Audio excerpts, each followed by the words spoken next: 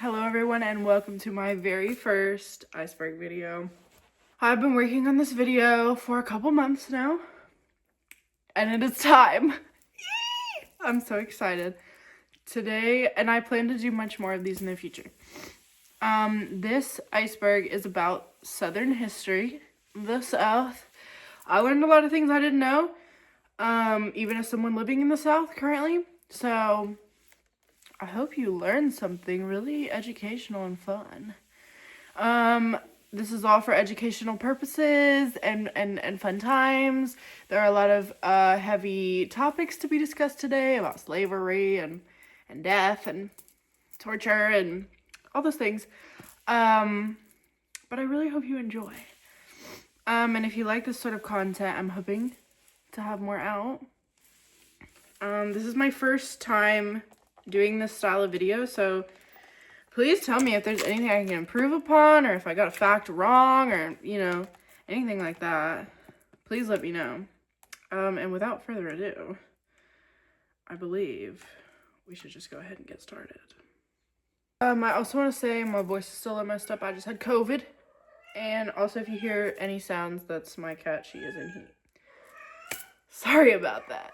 It's just crazy right now. Anyway, without further ado, let's get started. Tier 1, we have important regions. The important regions include the historic Deep South, which would be Louisiana, Mississippi, Alabama, Georgia, and South Carolina, known for plantations and slavery, etc. Appalachian South, which is Tennessee, Kentucky, West Virginia, North Carolina, and Virginia. It's known for mountain culture and unique traditions and less large-scale agriculture, as well as colder climates. The Atlantic South, which is Virginia, North Carolina, South Carolina, Georgia. It coasts historic cities and sea-focused culture. Mississippi Delta has low-lying, fertile, swampy regions along the Mississippi River, vital for cotton history and music, specifically blues. South Louisiana/Cajun country is known for its unique French heritage, swamps, Catholic majority, and it's just a distinct culture. Peninsula Florida is distinct due to later development and diverse influences with Caribbean ties. And then Piedmont/Urban South is a burgeoning interior, including cities like Atlanta, Charlotte, Nashville, Dallas, and Houston, representing the New South. Major features in cities: historic centers like Charleston, Savannah, New Orleans, and Richmond. Music hubs include Memphis for blues and soul, Nashville for country. Civil rights centers include Selma, Montgomery, and Atlanta. Natural wonders include Florida Everglades, Smoky Mountains, Gulf Coast wetlands. Key waterways include Mississippi River, Atlantic Coast, and Gulf of Mexico. Moving on to barbecue. Ancient origins of barbecue. Archaeological evidence suggests that the primal act of cooking over an open fire dates back to early humans 1.5 million years ago. Terminology. Barbecue comes from the Spanish barbacoa, which comes from the Taino word barbecue, referring to a raised wooden platform for cooking. The term appeared in English in 1688. The American evolution of barbecue. Indigenous and African influence. Native tribes had their own smoking and cooking methods, which later merged with techniques and spices introduced by enslaved Africans. Pigs were cost-effective and abundant in the South, making it the primary meat choice. And barbecue became a central part of community life, used for political rallies, church events, and social meetings. Modern innovations: charcoal briquettes. Henry Ford revolutionized home grilling in the 1920s by creating these with wood scraps, consistent fuel source. It's now available. Kettle grill. In 1952, George Stephen invented the dome-shaped kettle grill, which allowed for better temperature control and sealed-in flavor. Gas grills. In the 1960s, made a greater convenience for home cooking. I don't know none of these things because I'm a vegetarian, but, barbecue. Southern people love their barbecue. Regional styles. North Carolina, known for whole hog or pulled pork with a tangy sauce.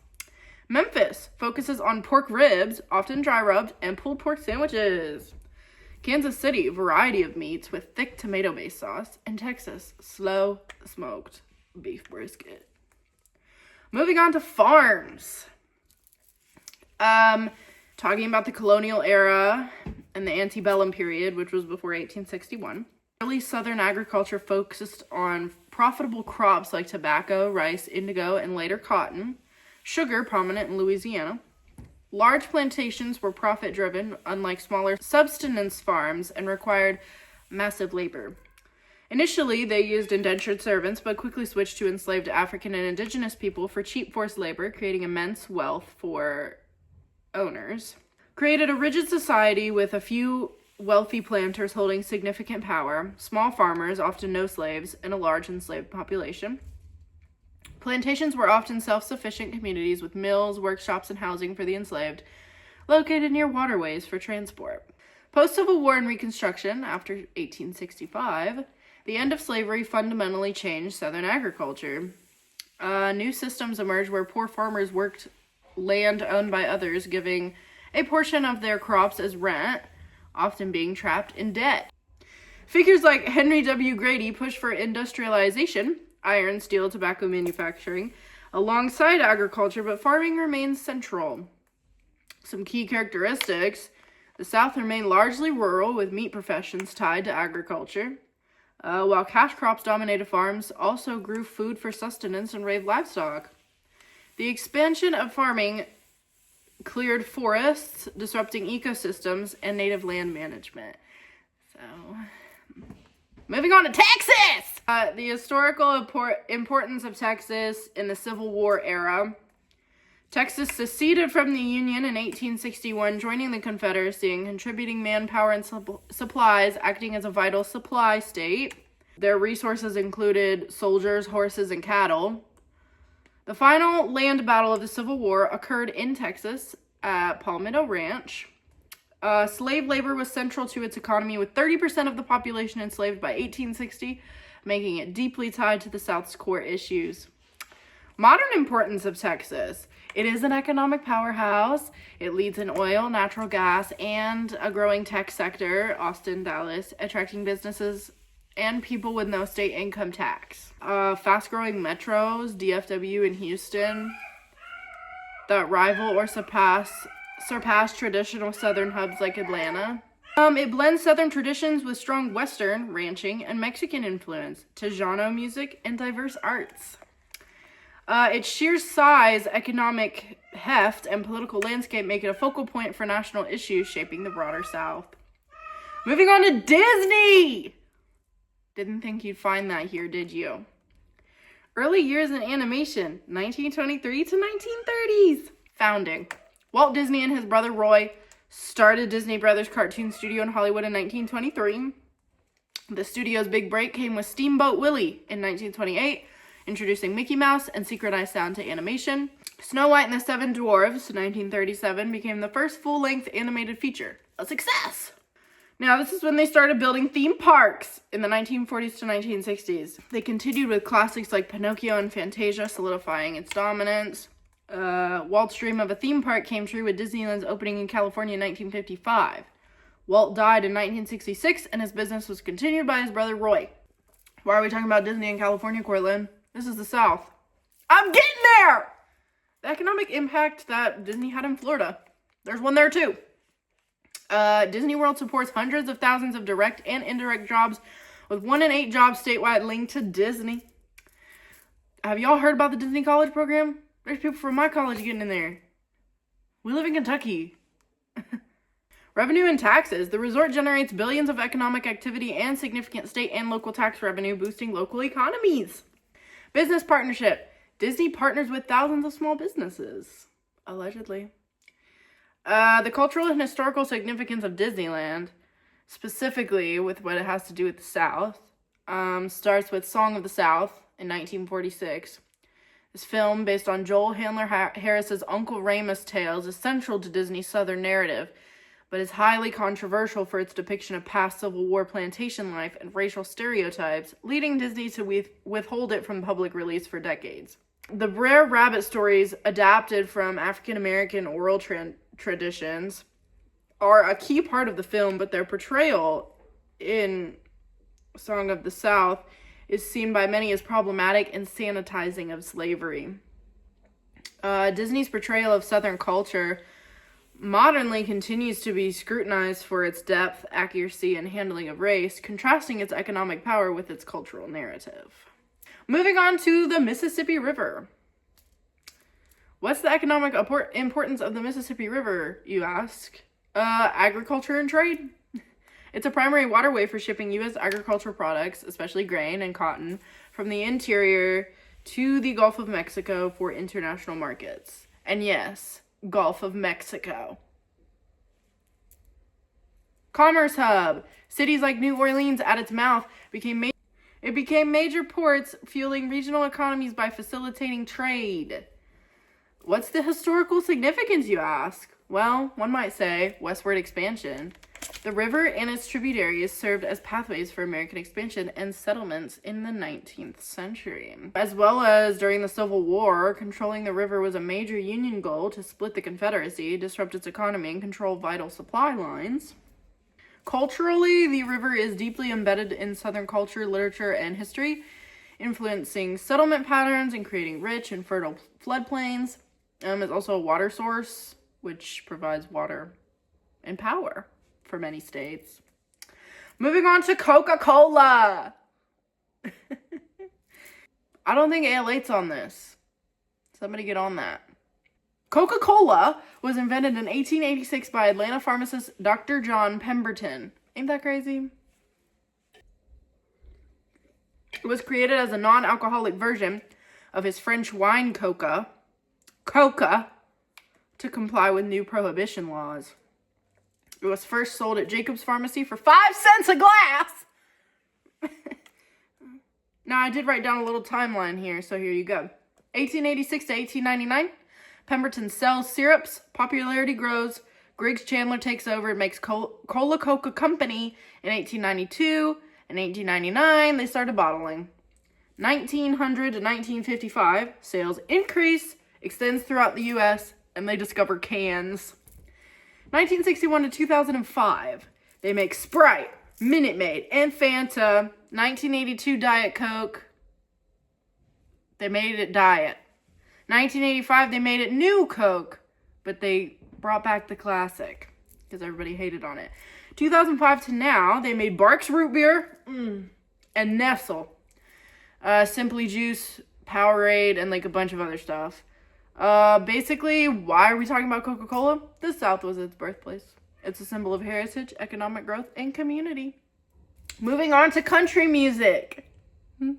Are y'all hanging in with me here? Because we've barely touched the surface. What's the cultural significance of country music, Cortland? Because personally, I know a lot of people who don't really give a rat's ass about country music. Me included. I like a couple country songs, and that's coming from a Kentuckian. Hey. But why are we talking about it? You'll see! Okay, it's an expression of identity. Country music articulates the lives, hardships, joys, and values of rural and working class Southerners, giving voice to themes of home, faith, resilience, and community. And that I can agree on. What I can't agree on is, I just wanna kiss my fish. I just wanna play guitar. I just wanna lick Trump's boot. Oh, I'm sorry. Ooh. Response to change. It captured the anxieties and nostalgia surrounding the South's shift from agrarian to industrial economies, reflecting both longing for the past and navigating new realities. It takes a strong sense of pride and shared identity for people inside and outside the South, even as it portrays specific Southern experiences. I know people who aren't South that like country music. Origins and evolution. We're probably wondering. Its roots are in the folk ballads, spirituals, and instruments brought by European settlers blended with African American blues and gospel, as I feel as is every modern music nowadays. Birthplace. Key moments like the 1927 Bristol Sessions and the rise of the Grand Ole Opry in Nashville cemented the region as the genre's heart. The South, particularly the Mississippi River and borderlands, served as a melting pot for diverse musical influences, shaping distinct regional styles. Music City, Nashville, Tennessee became the global capital, driving a massive music industry and attracting talent worldwide. We've been new. The commercialization of country music stimulates significant economic activity in the South and beyond. We've been new. Country music influences how the rest of the world understands the American South, creating a powerful cultural export. Now, I want to hone in on this for just a minute. Because, true, shaping perception, true. Hey, can we get some sayers in the chat right now? Can we not have people think that we're illiterate inbreds? I just want to kiss my fish. Hey. You don't even know how to bait a hook? You can't even skin a buck? You don't know who Jack Daniels is? Ain't never drove a truck? Can we do better? Now, there's a lot of good country songs, but I think we could do better. And that's all I'll say. Moving on to tier 2. Also, Scribbles came to say hi. Confederacy. The trigger of the Confederacy was the election of Abraham Lincoln in 1860 because he was seen as a threat to slavery, and he spurred secession. First states to secede into the Confederacy, well, actually, the first ever one was South Carolina in December 1860. It was followed by Mississippi, Florida, Alabama, Georgia, Louisiana, and Texas by February of 1861. Later states were Virginia, Arkansas, Tennessee, and North Carolina. They joined after the attack on Fort Sumter. Sumter. Delegates met in Montgomery, Alabama to form the CSA, adopting a constitution similar to the U.S., but one explicitly protecting slavery. Because that's constitutional, if I ever heard. While proponents cited states' rights, documents confirmed the Confederacy's core purpose was preserving slavery and states' ability to maintain it. Under Jefferson Davis as their president and Alexander H. Stephens as their vice president. They moved from Montgomery, Alabama to Richmond, Virginia. The Confederacy failed to gain widespread foreign recognition as a sovereign nation, as it would not. The war began, the Civil War to be specific, began with the attack on Fort Sumter in April 1861. It lasted 4 years, 1861 to 1865, and exhausted and outmatched, the Confederacy surrendered in the spring of 1865 after Robert E. Lee surrendered at Appomattox. Thank you! Expanding on that, Neo-Confederates / Neo-Confederism. What is that? What is that? Well, I'll tell you. Neo-Confederates argue the war was about states' rights and northern aggression, not slavery, and they're a central tenet of the Lost Cause mythology. They advocate for the flag and monuments as symbols of heritage, not hate, despite opposition from African Americans and civil rights organizations. They focus on honoring Confederate soldiers in Southern history through organizations like the Sons of Confederate Veterans and United Daughters of the Confederacy. Organizations, you might ask, SCV. Well, what was that we just said? Sons of Confederate Veterans. Thank you. A prominent organization dedicated to preserving Confederate history. Hey, it's a hate group. League of the South, another group that supports secession. Another hate group. H.K. Edgerton. Now this is crazy. An African-American neo-Confederate activist known for defending the Confederate flag. Controversy and criticism, because why wouldn't they? Their views directly contradict historical census that slavery was the primary cause of secession. Obviously. Many of these groups are designated as hate groups by organizations like the Southern Poverty Law Center, because they are. The promotion of Confederate symbols is often seen as supporting white supremacy and opposing civil rights. That's because it is. Moving on to Dixie Cotton. This is a unique Mormon pioneer effort in Utah to grow cotton, mirroring the South's economy pre-Civil War. You may be thinking, Mormons in Utah? That doesn't sound Southern to me. Yeah, well, it actually fits more than because that's what I thought too, but it actually does work. Utah's Dixie Cotton Mission from the 1850s to the 1860s. Brigham Young sent families from southern U.S. states to Utah's Virgin River to establish cotton farming, aiming for economic independence. The region was called Dixie, which comes from French Dix-ten, Cajun French. They did have some challenges, which included intense heat, water management, alkali soil, and malaria. So it was a limited large-scale success.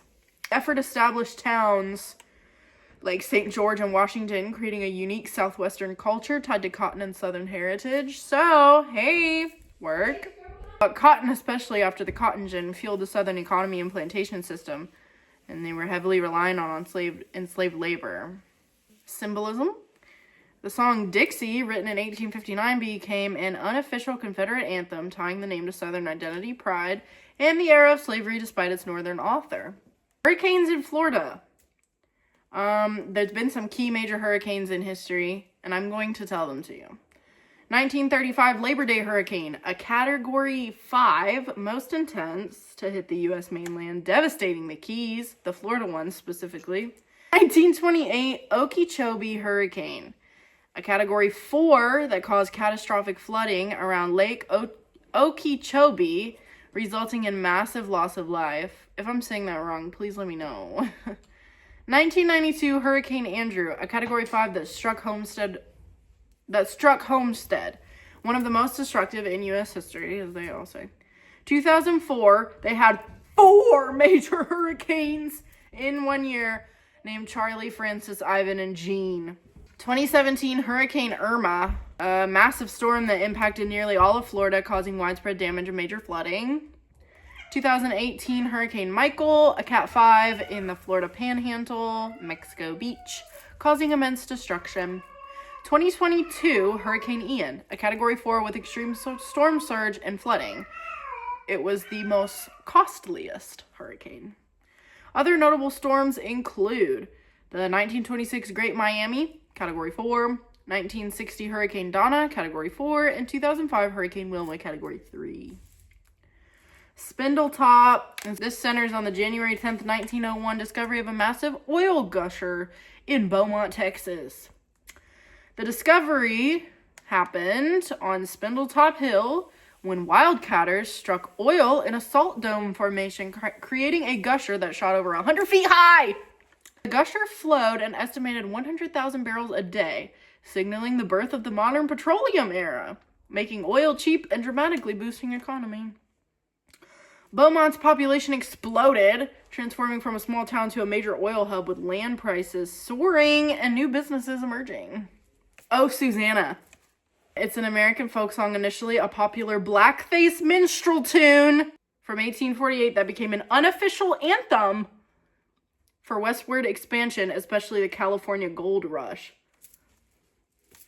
The composer was Stephen Collins Foster, often called the father of American music, and he wrote the song in 1847 to 1848 while working in Cincinnati, Ohio, not even the South. It debuted as a blackface minstrel song using plantation dialect common to the genre, though Foster later tried to soften it. It was Foster's breakthrough song, leading him to become the first professional songwriter in the United States. Lyrics speak of leaving the South, Alabama, for Louisiana, reflecting themes of travel and searching for love. Its irresistible melody made it a rallying cry for 49ers heading west, symbolizing adventure and new beginnings, making it a gold rush anthem.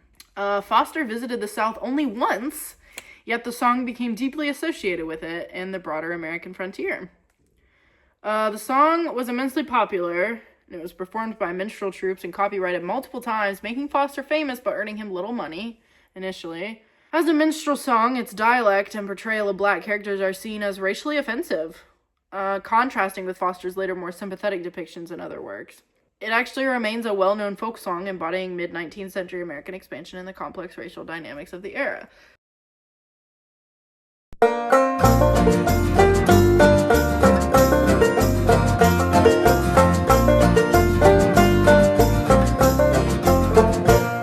I came from Alabama with a banjo on my knee. I'm going to Louisiana, my true love for to see. It rained all night the day I left, the weather it was dry. The sun so hot I froze to death, Susanna, don't you cry. Oh, Susanna, oh, don't you cry for me. I come from Alabama with the banjo on my... Conservatism. We're going to talk about core tenets and influences here. So we're going to start with agrarian and anti-federalism. Early Southern conservatives were influenced by Jeffersonianism and they sought to protect local rural communities from centralized power. The ideology defended established social structures, often including white supremacy, as vital to maintaining social order. Calhoun's theory of requiring consent from all parts of society, not just numerical majority, was a core intellectual defense. Following the Civil War, the South was reliably Democratic, but driven by racial conservatism and opposition to civil rights. It shifted towards the Republican Party in the 1950s. It shared similarities with European conservatism and its skepticism of change. In a 20th century shift, Southern conservatives found common ground with Northern counterparts, but also saw their unique, sometimes more agrarian-based traditionalism challenged by neoconservatism after the 1960s. Stonewall Jackson. Thomas J. Stonewall Jackson, born 1824, died 1863, was a premier Confederate lieutenant general during the Civil War. He was born in Clarksville, Virginia, now West Virginia. He was orphaned young. He graduated from West Point in 1846. You're going to see a common theme with that, actually. Before serving in the Mexican-American War. Before 1861, he taught at VMI, which was known for being strict and eccentric. I think it was like a military school. As a Confederate general, he gained fame in the 1862 Shenandoah Valley Campaign and key battles like Manassas, Fredericksburg, and Chancellorsville. His nickname was coined by General Barnard B. at the First Battle of Manassas in 1861 to describe Jackson's stubborn defense. In May 1863, he was wounded by his own men at Chancellorsville and died of pneumonia 8 days later. His death profoundly impacted Southern morale, with many viewing him as irreplaceable. He was a strict Presbyterian who believed in predestination, often seen as an Old Testament-style commander, deeply religious and sometimes eccentric. Southern accent. Now, I might have one a little bit myself. Sometimes it comes and goes. But it actually stems from early British colonialization, particularly from rural England and Scotland/Ireland. The foundation came from British immigrants. And you're going to see a trend with that as well. A lot of things that we Americans hold so dear to ourselves did come from immigrants. But distinct groups brought different speech patterns. Wealthy English settlers in port cities like Charleston sometimes dropped R's, non-rhotic, similar to London's upper class, while rural, less wealthy immigrants from northern England and the Scots-Irish brought the pronounced R, the rhotic sound. The Scots-Irish settled in the Appalachians, bringing distinct Gaelic influences and harder R sounds. Enslaved Africans and natives languages also blend into Southern dialects, especially in areas like Louisiana, creating unique forms like the Cajun accent. The plantation system fostered unique speech, with the aristocratic accent influencing some, while the broader rural accent developed. Economic shifts and migration led to the blending of these dialects, forming a more unified but still varied Southern American English by the 20th century, post-Civil War. Here are some key characteristics of the Southern accent. The drawl. Elongated vowels, often sounding like two syllables linked to plantation life and Scots-Irish roots. Rhoticity, the hard R sound, is common linked to Northern English and Scots-Irish settlers, contrasting with non-rhotic accents in some eastern cities. Regional differences, strong variants exist from the moonlight magnolia tones to distinct Appalachian, Low Country, and Cajun accents. Robert E. Lee, 1807 to 1870. A prominent Confederate general who commanded the Army of Northern Virginia during the Civil War. He was born in Virginia to a Revolutionary War hero. He graduated second in his class from West Point. A respected U.S. Army officer serving in the Mexican-American War and capturing John Brown at Harper's Ferry in 1859. Despite his ambivalence towards secession, Lee declined a Union command to lead Virginia forces, eventually commanding the Confederacy's most significant army from 1862 to 1865. Known for audacity, he secured major victories against larger forces. However, his defeat at Gettysburg in 1863 and subsequent surrender at Appomattox Courthouse in 1865 marked the end of the Confederacy's military efforts. After the war, he served as president of Washington College, now Washington and Lee University, in Lexington, Virginia, promoting reconciliation. Following his death, a lost cause mythology grew around him, elevating him as an honorable, strategic, and often idealized figure, which critics argue whitewashed his support for slavery and Confederacy. While he expressed complex views on slavery, historical evidence suggests he held deeply entrenched racial hierarchies. New Orleans. It was founded in 1718 by Jean-Baptiste Lemoyne de Bienville. It was established as La Nouvelle Orleans in 1718. The city was the capital of the Louisiana colony. It passed to Spanish control 1763 to 1803 before briefly returning to France and then becoming part of the U.S. in the 1803 Louisiana Purchase. The original grid designed by French engineers was rebuilt with brick and plaster under Spanish rule after major fires in 1788 and 1794, resulting in the iconic French Quarter courtyard homes. The city developed a unique Creole culture, a mix of French, Spanish, African, and Caribbean influences, resulting in distinct cuisine, music, and social structure. By 1840, it was the fourth busiest port in the world, exporting cotton and sugar, which made it the wealthiest and third largest city in the U.S. It was also a major hub for domestic slave trade, holding thousands in its markets while simultaneously hosting a large, active, free black community. Despite its role in slavery, the city's unique permissive culture allowed African traditions, drumming, and dancing to continue. Famously in Congo Square, which laid the groundwork for the birth of jazz. The largest city in the Confederacy, it was captured by Union forces early in the Civil War in 1862 and avoided the widespread destruction seen in other cities. Thank God! Following the Civil War, New Orleans was an epicenter of Reconstruction, briefly featuring an integrated school system and black officials, followed by violent resistance from white supremacist groups, as always.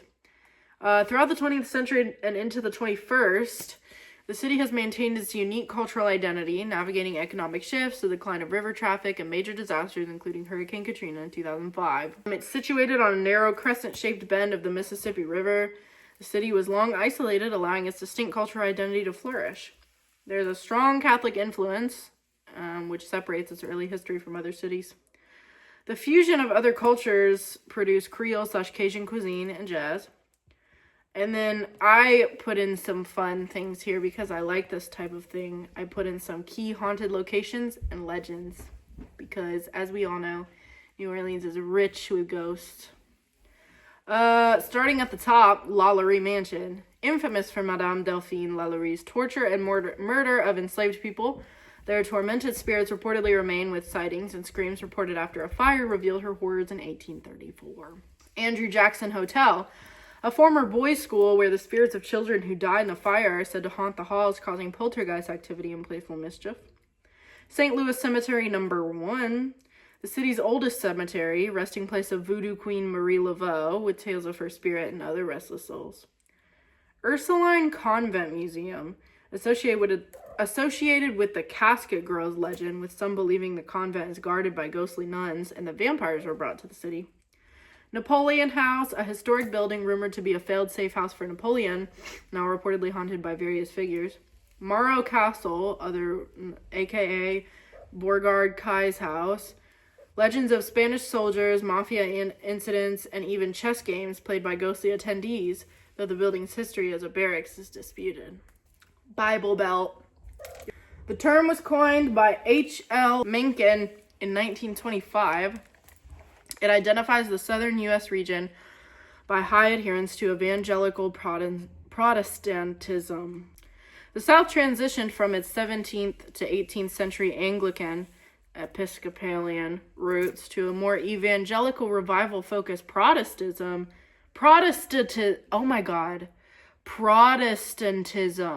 in the late 18th to mid-19th centuries. Early 19th century revivals spread across the region, making evangelical Baptist and Methodist churches the dominant faith. The region's relative lack of massive immigration compared to the North helped maintain this cultural and religious homogeneity. By the mid-1800s, preachers adjusted their messages to appeal to male heads of households, incorporating and thus reinforcing slavery and strict traditional social hierarchies, trad wives. The Bible Belt stretches from the Deep South, Georgia, Alabama, Mississippi, through the Upland South, Tennessee, Kentucky, Arkansas, North Carolina. The region is known for a strong preference for public policy based on biblical principles. While still influential, the region is seeing a rise in post-Christian demographics, with some areas showing a decline in traditional church engagement. Though used earlier, the term was popularized by H.L. Mencken in 1925 to describe the region during the Scopes trial, often with a derogatory anti-fundamentalist tone. Despite this stereotype, parts of the South, such as South Florida and New Orleans, have large Catholic populations and different cultural influences. The region's economy has moved beyond just agriculture, and its religious focus has, in some areas, shifted towards social issues and community outreach. Antebellum. And I want to say also, talking about the antebellum period, we all know what it is. I implore you to go watch the horror movie Antebellum. It is one of the greatest things I've ever seen in my life. Obviously, it's horrible and it's sickening and it's about this time period, but you know, the way they took it and turned it into a horror movie, it is a really, really well done piece of media. And I think that everybody should give it a watch because it is deeply rooted in history. It is literally just a piece of history. So this was roughly 1815 to 1861. It was the era in U.S. history before the Civil War, marked by the South's plantation economy built on slave labor. Dominated by cash crops, cotton and tobacco, grown on large plantations using enslaved labor, which grew dramatically after the invention of the cotton gin, Southern leaders shifted from viewing slavery as temporary to defending it. They saw rapid industrialization, growth of cities, new technologies like the penny press, and infrastructure like the Erie Canal. That was Northern development. Westward expansion fueled debates over the extension of slavery into new territories, intensifying North and South conflicts. Featuring religious revivals, Second Great Awakening, was American literature and social reform movements, abolition, temperance, women's rights, etc. Immigration increased, particularly Irish and German, led to new urban challenges and cultural dynamics. Here's some major events in this period. Nat Turner's Rebellion in 1831 is a significant slave revolt. Trail of Tears, 1838, the forced removal of native tribes. Frederick Douglass and abolitionism was a key figure in the anti-slavery movement. John Brown's raid in 1859, an abolitionist raid on Harper's Ferry. The end of the era ended with the election of Abraham Lincoln in 1860 and the secession of Southern states, leading to the outbreak of the Civil War in 1861. Fort Sumter. We talked about a little bit. This was mentioned earlier, so now you get to know what it's all about. Located in Charleston Harbor, South Carolina, it was where the Civil War began on April 12, 1861. Construction began in 1829 as part of a coastal defense system built on a man-made island using 70,000 tons of granite. After South Carolina seceded in December 1860, U.S. Major Robert Anderson moved his small garrison to the unfinished Fort Sumter. Following a failed resupply attempt, Confederate forces under General P.G.T. Beauregard bombarded the fort on April 12, 1861. The fort was surrendered on April 14, 1861, as Southern troops. From 1863 to 1865, the fort endured a 587-day siege by Union forces, becoming one of the largest in modern warfare. Despite being reduced to ruins, Confederate forces held it until February 17, 1865. The first shots at Fort Sumter launched a 4-year conflict that resulted in over 620,000 deaths and the end of slavery. Moving on to Tier 3.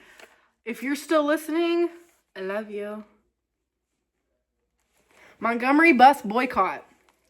This happened December 5th, 1955 to December 20th, 1956.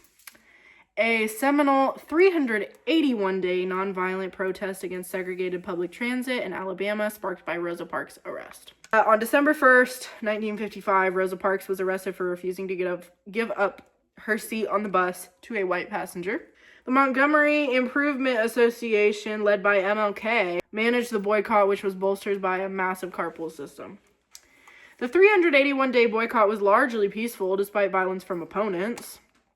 It resulted in the Supreme Court case Browder v. Gale, which declared segregated buses as unconstitutional.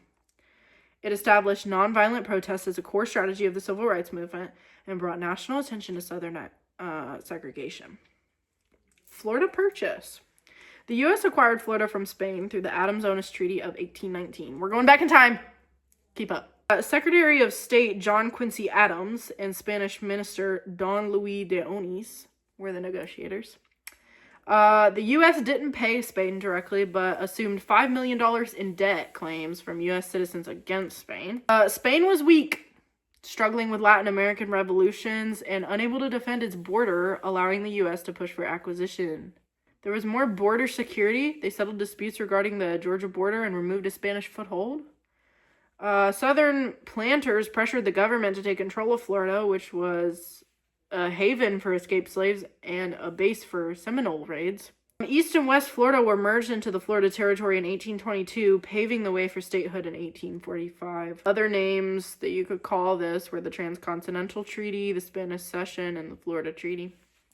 Republic of Texas. You're probably like, what is that? Good thing I'm here to tell you these things. Keep up.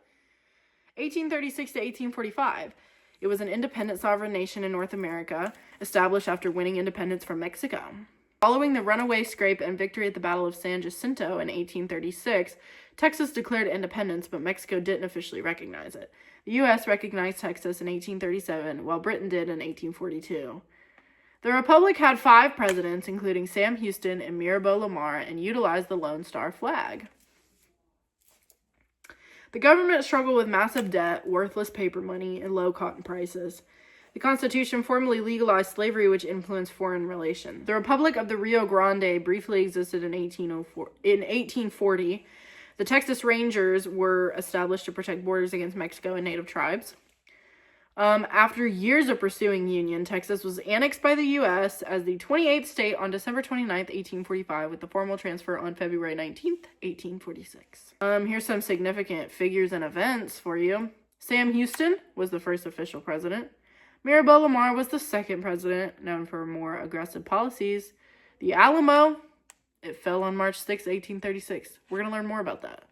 The Goliad Massacre occurred on March 27th, 1836. I don't know if we'll know more about that. Sorry. I don't have it written down. Trail of Tears. This is not an exciting thing.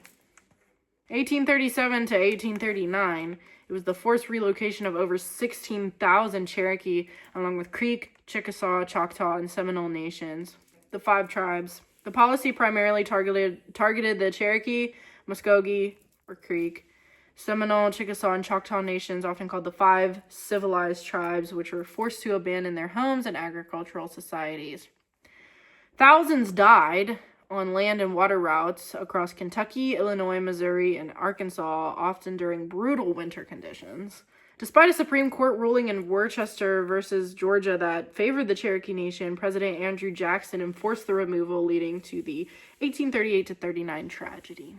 The removal was described by participants as the cruelest work they ever knew, with thousands of deaths and lasting devastation, which some scholars classify as ethnic cleansing or genocide, because that is what it was. Jim Crow laws from the 1870s to the 1960s. Laws required separate schools, parks, restrooms, restaurants, hotels, and transportation for white and black citizens. Segregation, legally, funded by the government. To circumvent the 15th Amendment, Southern states used literacy tests, poll taxes, and grandfather clauses to prevent black citizens from voting. Ooh, does that sound familiar? Does that sound familiar? Because Trump's doing it right now.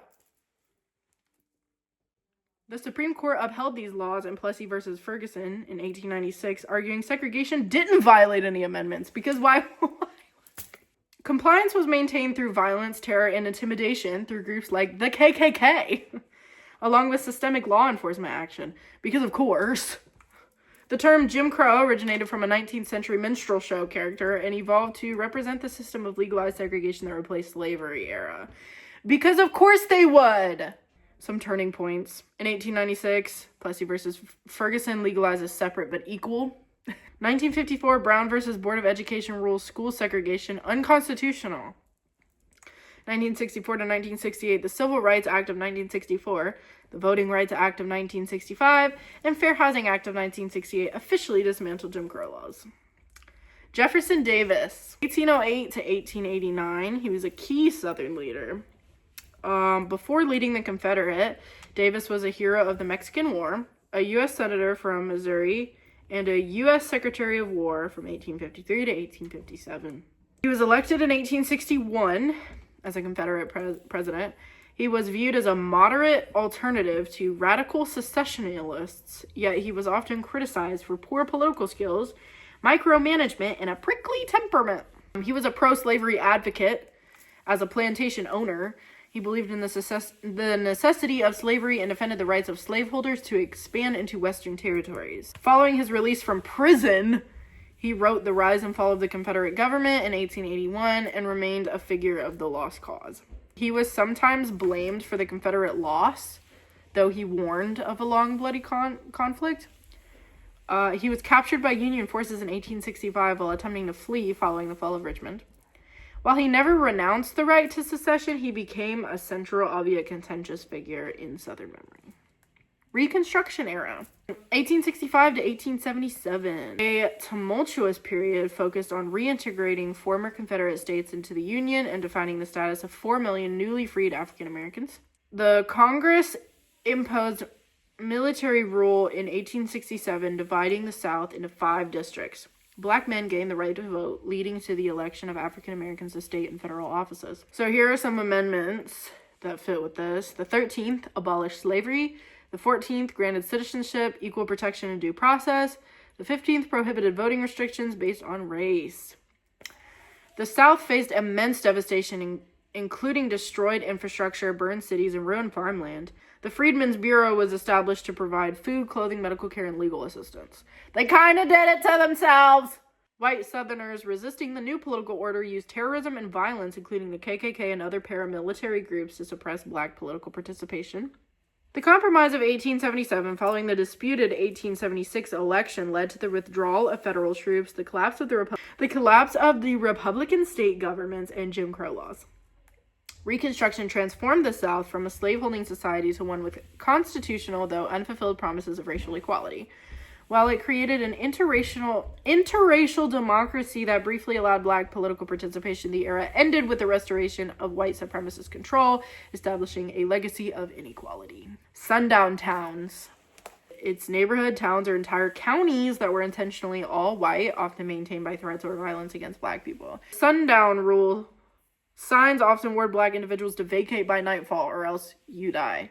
Following the Brown versus Board of Education Supreme Court ruling, some southern areas in states like Missouri, Tennessee, and Kentucky saw drastic drops in black population, indicating a rise in sundown towns.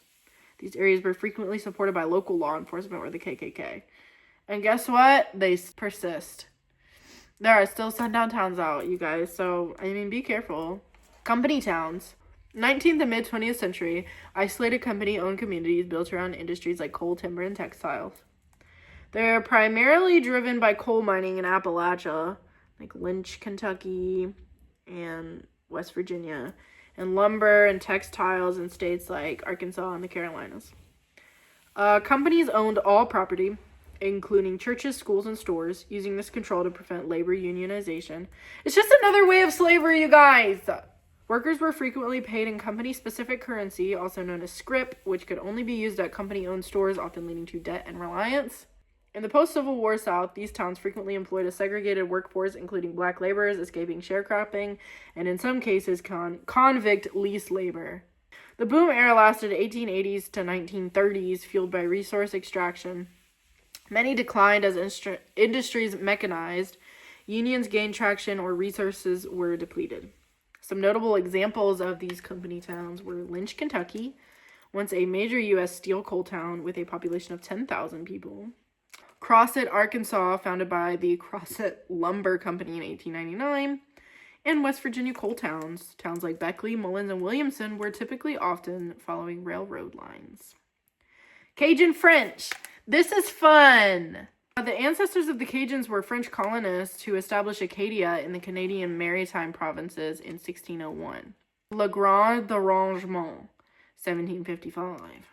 British forces expelled thousands of French-speaking Catholic Acadians, scattering them to American colonies, Britain, and France.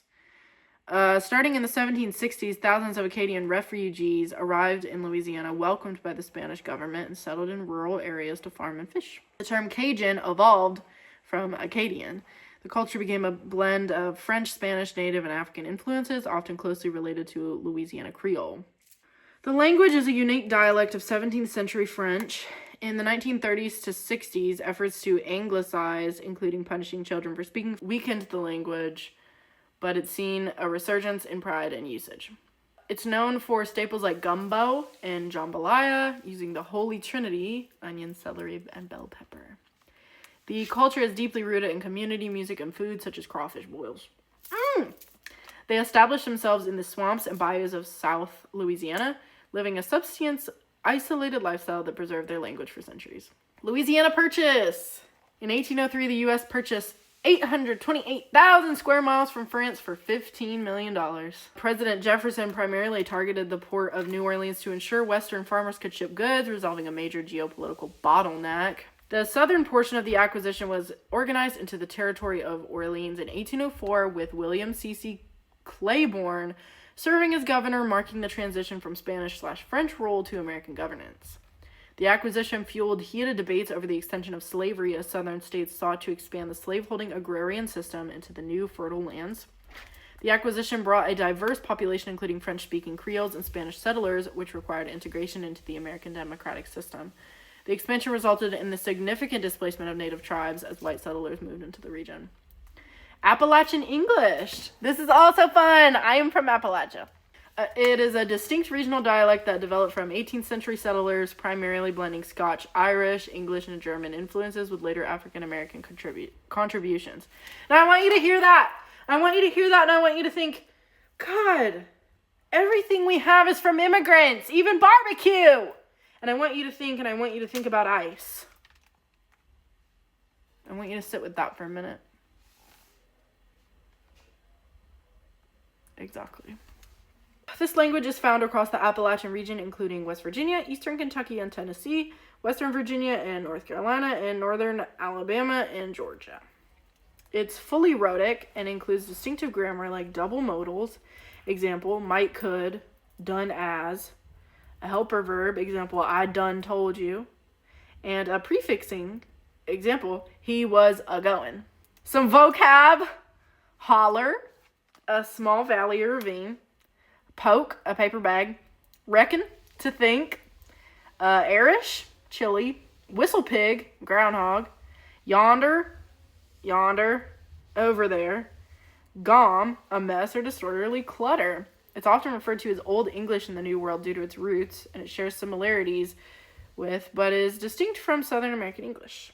Civil Rights Movement, 1954 to 1968. It was a transformative era of nonviolent resistance against entrenched Jim Crow segregation and disenfranchisement.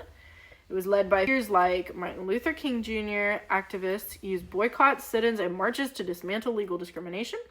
The 1955 to 1956 Montgomery bus boycott, 1960 sit-ins, and 1961 freedom rides challenged segregation in public spaces and transportation. The 1963 Birmingham campaign and 1965 Selma to Montgomery marches generated national media attention, creating pressure for federal action. The movement aimed to overthrow the separate but equal doctrine established by Plessy v. Ferguson in 1896. The Southern Christian Leadership Conference and other groups organized campaigns across the region. Sam Houston, 1793 to 1863. A pivotal Southern-born politician and military leader who served as the first and third president of the Republic of Texas, Tennessee governor, and Texas governor. Born in Rockbridge County, Virginia on March 2nd, 1793, to a family that later operated a plantation in Tennessee. As a teen, he ran away to live with the Cherokee, specifically with Chief John Jolly, also known as Uluteca, adopting their customs and becoming a trusted ally. A protege of Andrew Jackson, he fought in the War of 1812. He served in the U.S. House of Representatives from 1823 to 1827 and was elected governor of Tennessee in 1827. Following a scandal involving his marriage to Eliza Allen, he resigned as governor in 1829 and returned to live with the Cherokee in native territory. Moving to Texas in the early 1830s, he became a leader in the movement for independence from Mexico. He commanded the Texan army, defeating Antonio Lopez de Santa Anna in 1836 to secure Texas independence in the Battle of San Jacinto. He served as first and third president of the Republic of Texas and was a key proponent of annexation to the U.S. As a governor of Texas in 1859, he strongly opposed secession from the Union, ultimately refusing to pledge allegiance to the Confederacy and losing his office in 1861 as a result. Don't think he's too good yet. While a Unionist, he was a slaveholder throughout his life, and his views were considered moderate compared to more radical pro-slavery Southerners. Known as a wily politician, volatile, often drunk persona in early career, famously assaulted a congressman in 1832. It's suggested he had depression or bipolar. Baltimore Riot of 1861. April 19th, 1861, aka Pratt Street Massacre. The first bloodshed of the Civil War, where pro-Southern Marylanders attacked Union soldiers from Massachusetts and Pennsylvania en route to D.C. 4 soldiers and 12 civilians died. It occurred 1 week after the firing on Fort Sumter. Highlights the intense pro-Confederate anti-war sentiment in Baltimore, which was a slave state that remained in the Union. The 6th Massachusetts Regiment was transferring between 2 train stations when a mob attacked, forcing the troops to fight their way to Camden Station. It was one of the first casualties of the Civil War. Harrison. Now, I didn't know what they meant by this on this iceberg, so I included a lot of things that were called Harrison. First up, we have Harrison County, Kentucky. It was established in 1793 from Bourbon and Scott County. The region saw conflict with local history documented in artifacts like letters from Union soldier William Jones.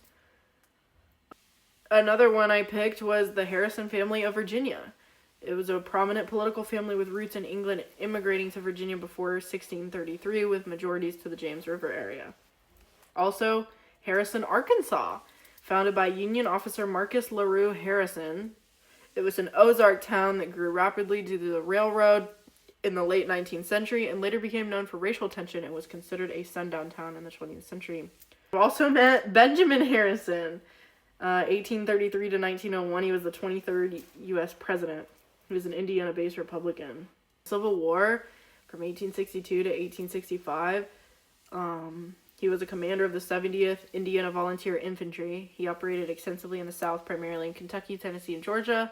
He was noted for his bravery in the Atlanta campaign and was Breveld Brigadier General after the Battle of Nashville. As president, he faced the rise of Jim Crow era. He advocated for federal education funding and the enforcement of voting rights for African Americans, but was largely powerless to stop Southern states from enacting disenfranchising literacy tests, such as in Missouri. Post-president, he continued to support the education of Southern black people. He's not to be confused with his great-grandpa Benjamin Harrison V, a Virginia planter, signer of the Declaration of Independence. But there could also be that one too. So I wasn't really sure what they meant, so I put them all. Texas German. German immigration significantly shaped Texas from the 1830s onward, driven by desires for land and freedom. In the 1830s to 1840s, initial immigration driven by political unrest in Germany, with groups like the Edelverian Society for the Protection of German Immigrants sponsoring settlements. Hill Country, New Braunfels, Fredericksburg, Comfort, and cities like San Antonio, Galveston, and Houston became cultural centers.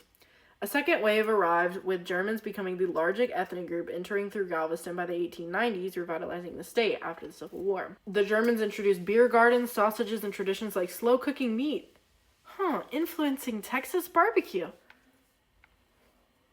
Brought opera, classical music, polka, and waltzes with social clubs, forming dance halls.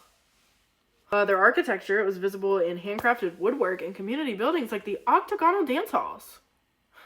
German was commonly spoken in communities with German English schools established. Festivals, traditions like Oktoberfest in Fredericksburg and Wurstfest in New Braunfels continue to draw large crowds.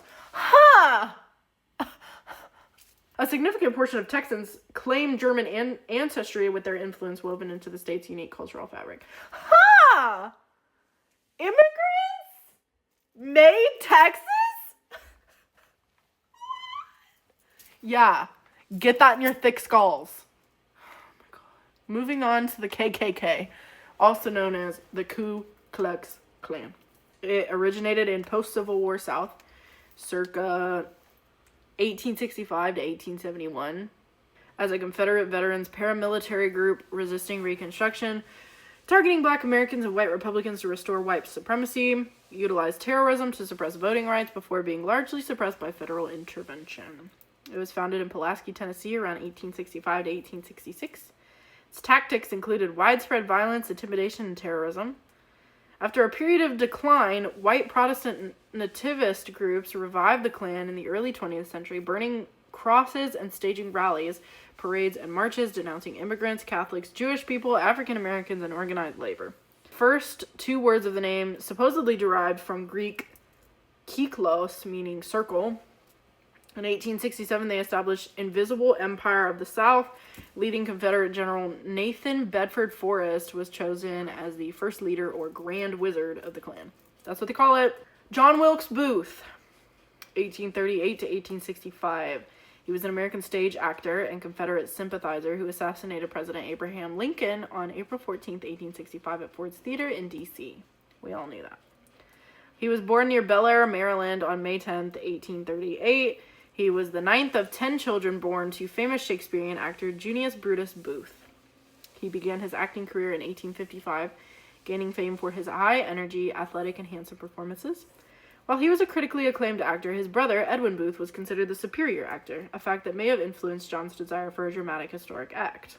Despite living in the North, he was a staunch Confederate sympathizer, advocating for slavery and denouncing Lincoln as a tyrant. In 1864, Booth organized a conspiracy to kidnap Lincoln and exchange him for Confederate prisoners. After Robert E. Lee surrendered, Booth abandoned the kidnapping plan and went for assassination. On April 14, 1865, he entered the presidential box at Ford's Theater and shot Lincoln in the back of the head, then jumped onto the stage, breaking his left fibula, and shouted, "Sic semper tyramus," thus always tyrants. He fled to Maryland, where he stopped at the home of Dr. Samuel Mudd for medical treatment, later hiding in a pine thicket with fellow conspirator David Harold. He died on April 26, 1865, when Union soldiers cornered Booth in a barn on the Garrett Farm in Virginia. When he refused to surrender, soldier Becton Corbett shot him. Moving on to Tier 4, you guys! George Wallace, 1919 to 1998. A dominant, controversial figure in 20th century Southern history, serving four terms as Alabama governor and launching multiple presidential bids. He's best known for his fervent 1960s pro-segregation stance, symbolized by his "segregation now, tomorrow, forever" speech, before later renouncing those views to gain black electoral support. Stand in the schoolhouse door. In 1963, he famously attempted to physically block African American students from enrolling at the University of Alabama. We will learn more about this later. He tapped into white Southern anxiety over changing racial norms, framing his opposition to integration as a defense of states' rights and local governance. 1968 presidential campaign. He was running as a third-party candidate. He won 5 Southern states, capitalizing on racial backlash and populism due to influence national politics, attempting to force a brokered election. After being paralyzed in 1972, he eventually moderated his views, courted black voters in Alabama, and secured their support in his 1982 gubernatorial re-election. He was permanently paralyzed from the waist down after being shot 4 times by Arthur Bremer on May 15, 1972, while campaigning in Laurel, Maryland. A bullet lodged in his spinal cord. He lived with chronic pain and was wheelchair-bound until his death in 1998. Bremer was convicted and served 35 years in prison and was released on parole in 2007. Republic of West Florida. A short-lived, lasted 74 days, independent nation declared on September 26, 1810, by American settlers rebelling against Spanish rule in parts of modern-day Louisiana, Mississippi, and Alabama. Led by Full War Skipwith, the Republic adopted a constitution and the Bonnie Blue flag before being annexed by the U.S. in December 1810. The duration was September 23rd to December 7th, 1810. The area included parts of modern Louisiana, Mississippi, and Alabama, with its capital in St. Francisville, Louisiana. Settlers grew frustrated with Spanish rule, particularly after the 1803 Louisiana Purchase sparked disputes over whether West Florida was included in the sale. Rebels led by Philemon Thomas launched a surprise attack on Fort San Carlos in Baton Rouge, killing 1 Spanish soldier and wounding others. Although the Republic declared independence, President James Madison claimed the territory as part of the Louisiana Purchase, sending U.S. troops to occupy the area in December 1810. Known as the OG Lone Star Republic, its flag, a single white star on the blue field, influenced the design of future flags. The Golden Circle. The Knights of the Golden was a secret pro-slavery organization founded by 1854 by George W.L. Bickley, aimed at establishing a vast slaveholding empire. Golden Circle covering the U.S. South, Mexico, Central America, and Caribbean. It was founded in 1854 in Lexington, Kentucky by Dr. George W.L. Bickley. Their goal was to create a 2,400-mile diameter golden circle centered on Havana to dominate the world's sugar, tobacco, and cotton production. Members engaged in clandestine activities, including supporting the Confederate war effort, intimidating Unionists, and allegedly conspiring to assassinate Abraham Lincoln. The organization influence diminished during the war, particularly after failures in its early disorganized attempts to invade Mexico. Johnny Rebel. Johnny Reb is the personification of the common Confederate soldier during the American Civil War, used by Union troops to refer to their counterparts in the South, often depicted in gray uniforms with a forage cap. The symbolism. He's a staple of Southern culture, appearing in literature, art, poetry, and public monuments. Historian Bell I. Wiley's seminal 1943 book, The Life of Johnny Reb, details the daily experiences, humor, and hardships of the ordinary Confederate soldier. Often depicted as a brave but weary soldier, sometimes referred to as a butternut or grayback due to their uniform colors or enslaying infestation. While representing a historical figure, the Johnny Rebel imagery has been used in various contexts throughout Southern history, sometimes controversially, such as school mascots or in cultural artifacts. Georgia and Mississippi Old Flag. Georgia and Mississippi historically feature prominent Confederate symbols in their state flags, adopted to honor the Confederacy, which caused decades of controversy. Georgia's 1956 flag included the battle emblem, replaced in 2003, while Mississippi's 1894 flag retained the Confederate battle flag until 2020. 1956 to 2001, Georgia had a flag designed to honor Confederate battle flag, St. Andrew's Cross, on 23rds of the flag. The use of the battle emblem led to boycotts and pressure to change it, leading to a redesigned, less controversial flag in 2001, and again in 2003, which replaced the battle flag with a design based on the first national flag of the Confederate, the Stars and Bars. The current flag, adopted in 2003, is based on the first national flag of the Confederate, containing 13 stars and the state seal, removing the specific battle flag emblem. 1894 to 2020 flag in Mississippi. Adopted in 1894, this flag prominently featured the Confederate battle flag, a blue X with 13 white stars on a red field in the top left corner. By 1894, the design was adopted during a period of white supremacy intended to unify white political, economic, and social control. Despite a 2001 vote to keep the flag long-standing, opposition led to its removal in 2020, replacing it with the new Magnolia flag in 2021.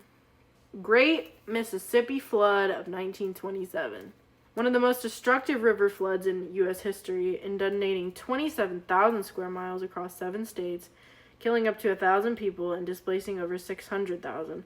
Following months of heavy rain, major levees failed, creating a vast 80-mile wide inland sea. Record rainfall in the fall of 1926, followed by spring rains, caused the river to burst levees, primarily starting with the mounds, landing levee failure in Mississippi. Flooding severely hit Arkansas, Mississippi, and Louisiana, creating massive devastation. Nearly 1 million people were forced from their homes, and up to 700,000 required aid from the Red Cross. The catastrophe disproportionately impacted African Americans. Many were forced to work on or trapped at levee sites, while relief camps often treated them as second-class citizens, driving the Great Migration north. The crisis propelled Herbert Hoover into the presidency due to his role in the relief effort and led to the Flood Control Act of 1928, which fundamentally changed federal river management, moving toward a massive federalized levee and spillway system. Cherokee Nation. The Cherokee Nation historically inhabited a vast area of the southern Appalachian Mountains, covering parts of present-day Georgia, North Carolina, Tennessee, Alabama, South Carolina, and Kentucky. They maintained a sophisticated society with agricultural towns and a matrilineal clan system. After intense European contact pressure in the 1830 Indian Removal Act, they were largely forced to Oklahoma in the 1830s, though some remained, becoming the Eastern Bend. Dominated a sprawling area of the southeastern U.S., Appalachia, before extensive European contact. Their society was organized around 7 clans, a matrilineal system, and a dual white/red, peace/war government. They were skilled farmers of corn, beans, and squash. First contact with Hernando de Soto occurred in 1540. They engaged in 18th century deerskin trade with the British. By the 1820s, many Cherokee had adopted Euro-American practices, including farming techniques, literacy via Sequoia's syllabary, and establishing a constitutional government. Despite legal challenges by leaders like John Ross, the 1830 Indian Removal Act forced the majority of the nation to migrate to Oklahoma, a tragic journey known as the Trail of Tears. Some Cherokee escaped removal by hiding in the mountains or purchasing land, forming the foundation of the Eastern Band of Cherokee Indians in North Carolina. Indian Territory. Indian Territory, primarily in modern-day Oklahoma, was established in the early 19th century as a forced destination for indigenous nations removed from the southeastern U.S. under the 1830 Indian Removal Act. Tribes like Cherokee, Choctaw, Creek, Chickasaw, and Seminole endured the Trail of Tears. The Indian Removal Act in 1830 was initiated by President Andrew Jackson. This act forcibly moved native nations from Georgia, Alabama, Tennessee, and Florida to lands west of the Missouri River. The tribes established sovereign nations with their own constitution, school system, and legal frameworks. Originally, they had a vast area stretching from the Texas-Oklahoma border to the Nebraska-Dakota border, but it was reduced to present-day Oklahoma by the 1870s due to settler pressure. Some members of the 5 tribes, particularly wealthy slaveholding members, signed treaties with the Confederacy. The territory was deeply divided, with many, including the Cherokee Home Guard, supporting the Union, leading to internal conflict and guerrilla warfare. Following the war, new treaties forced the tribes to cede the land and abolish slavery, with some tribes forced to adopt formerly enslaved people as tribal citizens. The Dawes Act of 1887 further reduced tribal landholdings by dividing communal lands into individual allotments, paving the way for white settlement. Statehood in 1907, Indian Territory was effectively ended when it was combined with Oklahoma Territory to form the state of Oklahoma.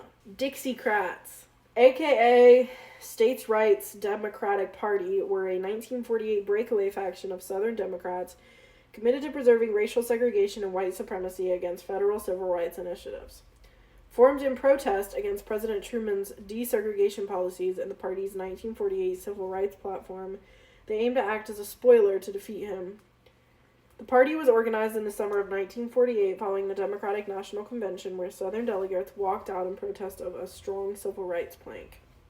Key drivers were President Truman's 1947 Report on Civil Rights, his 1948 Executive Order desegregating the armed forces, and the 1944 Smith versus Allwright decision banning white primaries. The movement used states' rights as a rallying cry to defend Jim Crow laws against federal intervention. South Carolina Governor Strom Thurmond was chosen as the presidential candidate, with Mississippi Governor Fielding L. Wright as his running mate. The goal was to split the Democratic vote and prevent either Truman or Republican Thomas Dewey from gaining a majority, forcing a runoff in the House of Representatives. The ticket won 39 electoral votes and carries Alabama, Louisiana, Mississippi, and South Carolina. The movement failed to prevent Truman's re-election and did not gain widespread long-term traction, with most Southern leaders refusing to support it. While short-lived, the 1948 convention signaled the end of the Solid South for the Democratic Party and foreshadowed the region's eventual shift to the Republican Party. The movement was, at its core, an organized effort to uphold racial hierarchy. Now this is a fun one. The Roanoke Colony. It was established by Sir Walter Raleigh in 1585 and 1587 on North Carolina's Roanoke Island. It was England's first attempt at a permanent New World settlement. The 1587 group, led by John White, vanished in 1590, leaving only Croatoan carved on a post. The first 1585 attempt was a military-focused outpost that was abandoned in 1586 due to poor relations with the natives and lack of supplies. A second group of 115 to 1,215 settlers arrived in 1587 to establish a permanent colony. Governor John White returned to England for supplies, but was delayed by the Anglo-Spanish War. Upon returning in 1590, he found the settlement dismantled and abandoned with no sign of struggle. The carvings, Croatoan and Crow, suggested the settlers moved to nearby Hatteras Island, then called Croatoan Island, where a friendly tribe lived. Recent archaeological finds, in 2024, of English copper, pottery, and other artifacts at nearby sites support the theory that the colonists integrated into local indigenous communities. They likely disappeared. The most popular theory is that colonists struggled with famine and lack of resources, moved to live with the Croatoan people. Conflict with other less friendly indigenous tribes combined with lack of food and potential disease may have also forced their departure. A severe storm prevented White from searching the nearby island for the colonists, which sealed the mystery. Jamestown. Jamestown, Virginia was established in 1607, and it was the first permanent English settlement in North America. It was known for its pivotal role in early American history, getting into the cash crop tobacco and the establishment of the first representative government, House of Burgesses, in 1619. It was a site of intense hardship, conflict with the Powhatan, and pivotal moments, including the arrival of the first enslaved Africans. Founded on May 14, 1607 by the Virginia Company of London, the initial 104 settlers faced severe famine, disease, and conflicts with the Powhatan tribes. The starving time, 1609 to 1610, almost destroyed the colony before new leadership arrived. The intro of tobacco cultivation by John Rolfe transformed the colony into a profitable, expanding settlement, establishing a plantation-based economy in the southern region. In 1619, Jamestown saw the first representative assembly, House of Burgesses, and the arrival of the first documented Africans, marking the start of slavery in the English colonies. Following the destruction of the State House by fire in 1698, the capital of Virginia was moved to Williamsburg in 1699, leading to the decline of Jamestown. During the Civil War, the island was occupied by both Confederate and Union forces and served as a site for escaping enslaved people. Today, it is part of the Colonial National Historical Park and a major archaeological site. Other places named Jamestown in the South include a historic community in Florence County, South Carolina, established by former slaves, and another in North Carolina that served as an underground railroad stop. Dillon Roof. American white supremacists convicted of murdering 9 African Americans during a Bible study at the Emmanuel African Methodist Episcopal Church in Charleston, South Carolina on June 17, 2015. His actions were deeply rooted in a desire to ignite a race war and were heavily influenced by a distorted view of Southern history, white supremacist ideology, and a self-radicalization process conducted online. He was targeting Mother Emanuel. He specifically targeted this church because it's one of the oldest and most historically significant black churches in the South. Founded in 1816, it was a center for anti-slavery activity, and its co-founder, Denmark Vesey, attempted a slave revolt in 1822, leading to the church being burned down by white authorities. Roof, a South Carolina native, chose Charleston because he believed it had the highest ratio of black people to white people in the country at one time. He aimed to take it to the real world by attacking a symbol of black history and faith. Analysts describe the attack as a modern-day lynching or a performance of ritualized racial violence consistent with a religion of lynching in American history. Roof was self-radicalized online, not through direct association with established hate groups. He stated he was truly awakened by the 2012 shooting of Trayvon Martin. Searching for info on the Trayvon Martin case led him to the Council of Conservative Citizens website, where he reported reading pages upon pages of brutal, often fabricated or exaggerated, reports of black-on-white murder, which he claimed changed his worldview. Roof created a website titled The Last Rhodesian, where he posted a manifesto outlining his racist views and photos of himself with white supremacist symbols. The title of his website and patches on his jacket referred to Rhodesia, now Zimbabwe, and apartheid-era South Africa, representing his admiration for white-ruled African states. Photos showed Roof posing with the Confederate battle flag, which he associated with white supremacy. Following the massacre, the presence of the Confederate flag on the South Carolina State House grounds became untenable, leading to its removal after flying for 50 years. The shooting reignited a broader national debate about the removal of Confederate monuments, parks, and buildings, as many argued these symbols provide cover for white supremacist ideology. On December 15, 2016, Roof was convicted of 33 federal charges, including hate crimes resulting in death. He was sentenced to death on January 10, 2017. In April 2017, he pleaded guilty to state murder charges to avoid a second death sentence, receiving 9 consecutive life sentences without parole. He is currently awaiting execution on federal death row at USP Terre Haute. Moving on to Tier 4. Beaver Wars. 1628 to 1701, a series of brutal 17th century conflicts fought primarily by the Iroquois Confederacy, aided by the Dutch and English, against French-allied Algonquian-speaking tribes to control the fur trade. The cause was a depletion of beaver populations in Iroquois territory, which led them to seek new hunting grounds and monopolize trade with European settlers, forcing them to attack neighbors. The Iroquois Confederacy, which included Mohawk, Oneida, Onondaga, Cayuga, Seneca, versus Huron-Wendat, Algonquians, Erie, and Susquehannock, backed by the French. The Iroquois expanded their territory and dominance, effectively dispersing and incorporating tribes like the Huron, Erie, and Susquehannock. The conflicts resulted in massive population declines due to war and disease, significant shifts in Native American geography, and the strengthening of the Iroquois position as a major power in the region. The wars largely subsided with the Great Peace of Montreal in 1701. The murder of Jimmy Lee. Jimmy Lee Jackson, 1938 to 1965, was an unarmed African-American civil rights activist and deacon shot by Alabama State Trooper James Bernard Fowler on February 18, 1965, during a peaceful voting rights march in Marion, Alabama. His death 8 days later catalyzed the Selma to Montgomery marches, directly influencing the passing of the Voting Rights Act of 1965.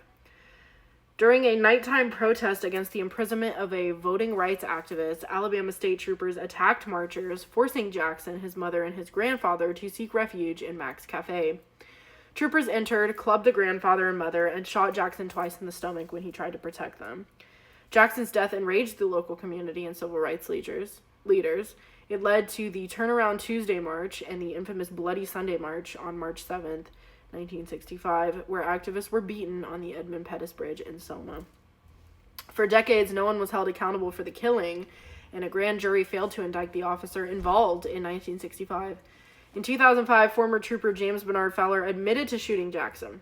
In 2010, 45 years later, Fowler pleaded guilty to manslaughter and was sentenced to only 6 months in prison. Jackson's murder is considered a turning point in the Southern civil rights movement, directly leading to federal intervention in voting rights. Jackson. Andrew Jackson, 1767 to 1845, was a pivotal, controversial Southern figure who transformed from a backcountry Carolinian into a wealthy Tennessee planter, slaveholder, and elite gentleman. As a military leader, he was central to the forced removal of Native Americans with the Trail of Tears. His Jacksonian ideology emphasized white male suffrage expansion and slavery, shaping the antebellum of the South. Despite a humble beginning, Jackson adopted the persona of a Southern gentleman, accumulating land and slaves, nearly 100 by his presidency and over 150 by his death, to cement his status in Tennessee. He was a ruthless military commander, key to the Creek War, which resulted in the displacement of indigenous people across the Deep South. His actions and ideology helped solidify the political and economic structure of the South, contributing to the causes of the Civil War. He often used violence to maintain order on his plantations, demonstrating the harsh realities of the slave system he supported. Now, it just said Jackson, so I also added 2 other Jackson things. I added Jackson, Mississippi history. It was named after Andrew Jackson. The city was established in 1821 as the capital of Mississippi. It was a key political and trade hub that was burned by Union forces in 1863. It grew into a major 20th century center for trade and cotton. And Jackson, Tennessee, which was founded in 1821 and served as a regional hub for trade and transportation, and it is known as the birthplace of rockabilly music. Stand in the schoolhouse door. On June 11, 1963, Alabama Governor George Wallace stood in the doorway of Foster Auditorium at the University of Alabama to block black students Vivian Malone and James Hood from registering, fulfilling his campaign promise to defy integration. The standoff ended when federalized National Guard troops intervened, allowing the students to enroll. Following the 1954 Brown v. Board of Education ruling, the University of Alabama was ordered to desegregate. Wallace, a staunch segregationalist, positioned himself at the entrance with the state troopers, creating a dramatic, televised, and largely symbolic confrontation to oppose federal security.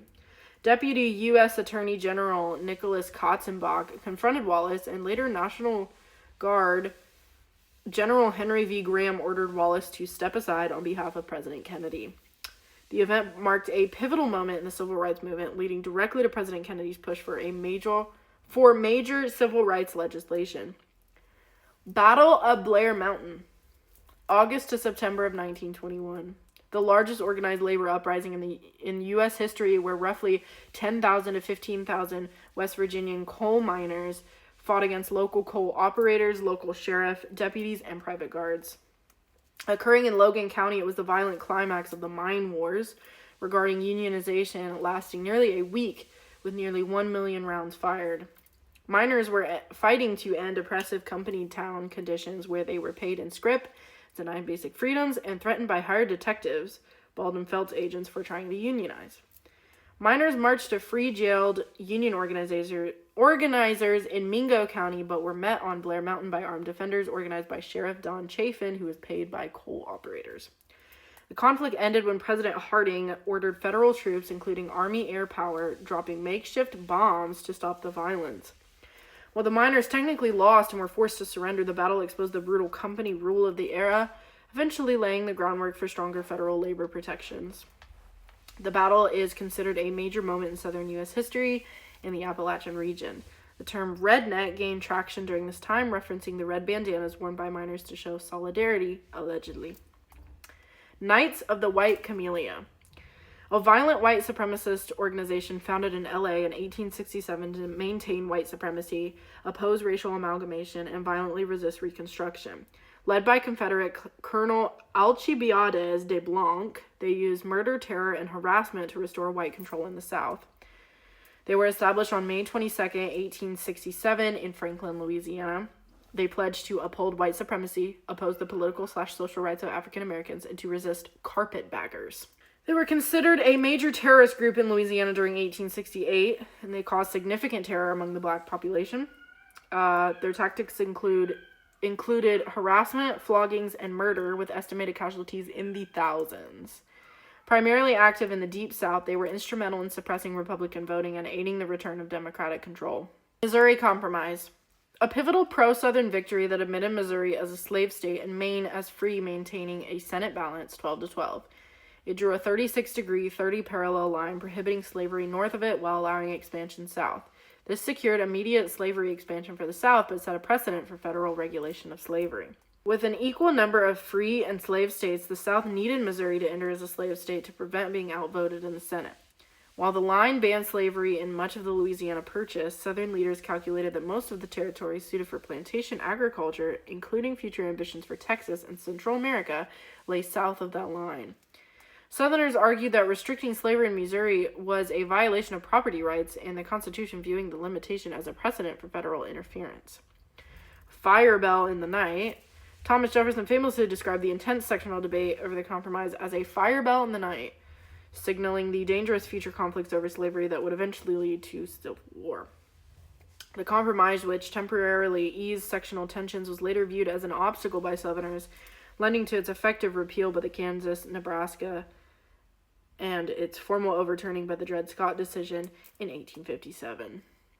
Mississippian Shatter Zone, 1540 to 1730. This refers to the profound destabilization, collapse, and forced reorganization of native societies in the southeastern U.S. triggered by European contact, diseases, and the commercial Indian slave trade. This period saw the demise of complex mound-building chiefdoms and the rise of new coalescent societies such as the Creek, Catawba, and Choctaw, who adopted to survive the chaos. Coined by scholars like Robbie Etheridge, the term describes a geographic and political zone of extreme instability resulting from the intersection of indigenous Spanish, British, and French interests. The collapse was driven by massive population declines from Afro-Eurasian diseases, the intro of guns, and the violent, economic-driven slave trade that caused tribes to raid one another for profit. Native groups were shattered, fragmented, and forced to move, and then coalesced, joined with other remnant groups to create new reorganized societies to survive the new colonial reality. The impact was felt by many groups, including their Muskogee, Creek, Catawba, Choctaw, Chickasaw, Shawnee, and Natchez. The Mississippian Shatter Zone fundamentally altered the political and cultural landscape of the South, creating the historic Indian nations that European settlers would subsequently interact with. Yazoo land scandal. In 1975, a massive corruption scheme where Georgia legislators were bribed by 4 private companies to sell over 35 million acres of western land in modern-day Alabama and Mississippi for less than 2 cents an acre. The fraud led to intense public outrage. In the 1796 election of a new legislator that rescinded the act, and the 1810 U.S. Supreme Court case, Fletcher v. Peck, which established the sanctity of contracts. In 1795, speculators bribed almost all members of the Georgia General Assembly to approve the sale of the land, which was in high demand. Georgians were furious, leading to the Rescinding Act of 1796, which voided the sale and resulted in the notorious public burning of all related documents on the State House grounds. The repeal caused legal chaos, as many investors had already bought land from the companies in good faith. In 1802, Georgia ceded the land to the federal government for $1.25 million. The Supreme Court eventually ruled in Fletcher v. Peck that the initial sale, although corrupt, was a legally binding contract requiring the federal government to compensate those who lost land. The scandal forced the cession of Georgia's western claims, directly enabling the creation of the Mississippi Territory and eventually the states of Alabama and Mississippi. Arkansas Post, founded in 1686 by Henry de Tonti near the Quapaw village of Ostoy, was the first European settlement in the lower Mississippi Valley and served as a crucial French, Spanish, and American trading post and military site. It was the first Arkansas territorial capital, 1819 to 1821, and the site of a Civil War battle at Fort Hindman in 1863. Here are some key periods. The colonial era, 1686 to 1803, was established to trade with the Quapaw. It changed hands between French and Spanish control, playing a key role in regional security and commerce. It was the site of the only American Revolutionary War battle in Arkansas, the 1783 Colbert Raid. The territorial period from 1803 to 1836 followed the Louisiana Purchase. It became the capital of the Arkansas Territory and the Arkansas Gazette, the state's first newspaper. It was founded there in 1819. Civil War, 1861-1865. Confederate forces built Fort Hindman to defend the Arkansas River. Union forces captured the fort in January 1863, taking 5,000 prisoners and securing the region. The town was bypassed by railroads in the late 19th century and largely abandoned by the 1890s. Located near Gillett, this 389-acre site preserves the history of the settlement, featuring trails, a museum, and a visitor center called the Arkansas Post National Memorial. Spanish missions in Texas, 1682 to 1793. Franciscan-led, state-sponsored frontier institutions designed to convert indigenous populations to Catholicism, teach European skills, and solidify Spanish territorial claims against French expansion. Over 26 missions were established, notably including the San Antonio missions, like the Alamo, and East Texas missions, which shaped the region's cultural and architectural landscape. The primary goal was to convert natives into Spanish subjects, teaching them farming, weaving, and masonry while securing the territory. Missions were usually paired with a presidio for protection. Key clusters existed around present-day El Paso, East Texas, near Fremont border, and San Antonio.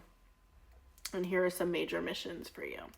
Corpus Christi de la Isleta in 1682, the first mission established in Texas located near modern-day El Paso. San Francisco de los Tejas in 1690, the first mission in East Texas intended to secure the region against the French. San Antonio de Valero in 1718, known as the Alamo. It was one of the 5 missions established along the San Antonio River to support the growing colony. San Jose y San Miguel de Aguayo, 1720. Known as the Queen of the Missions, it was the most successful in terms of size and converting indigenous peoples.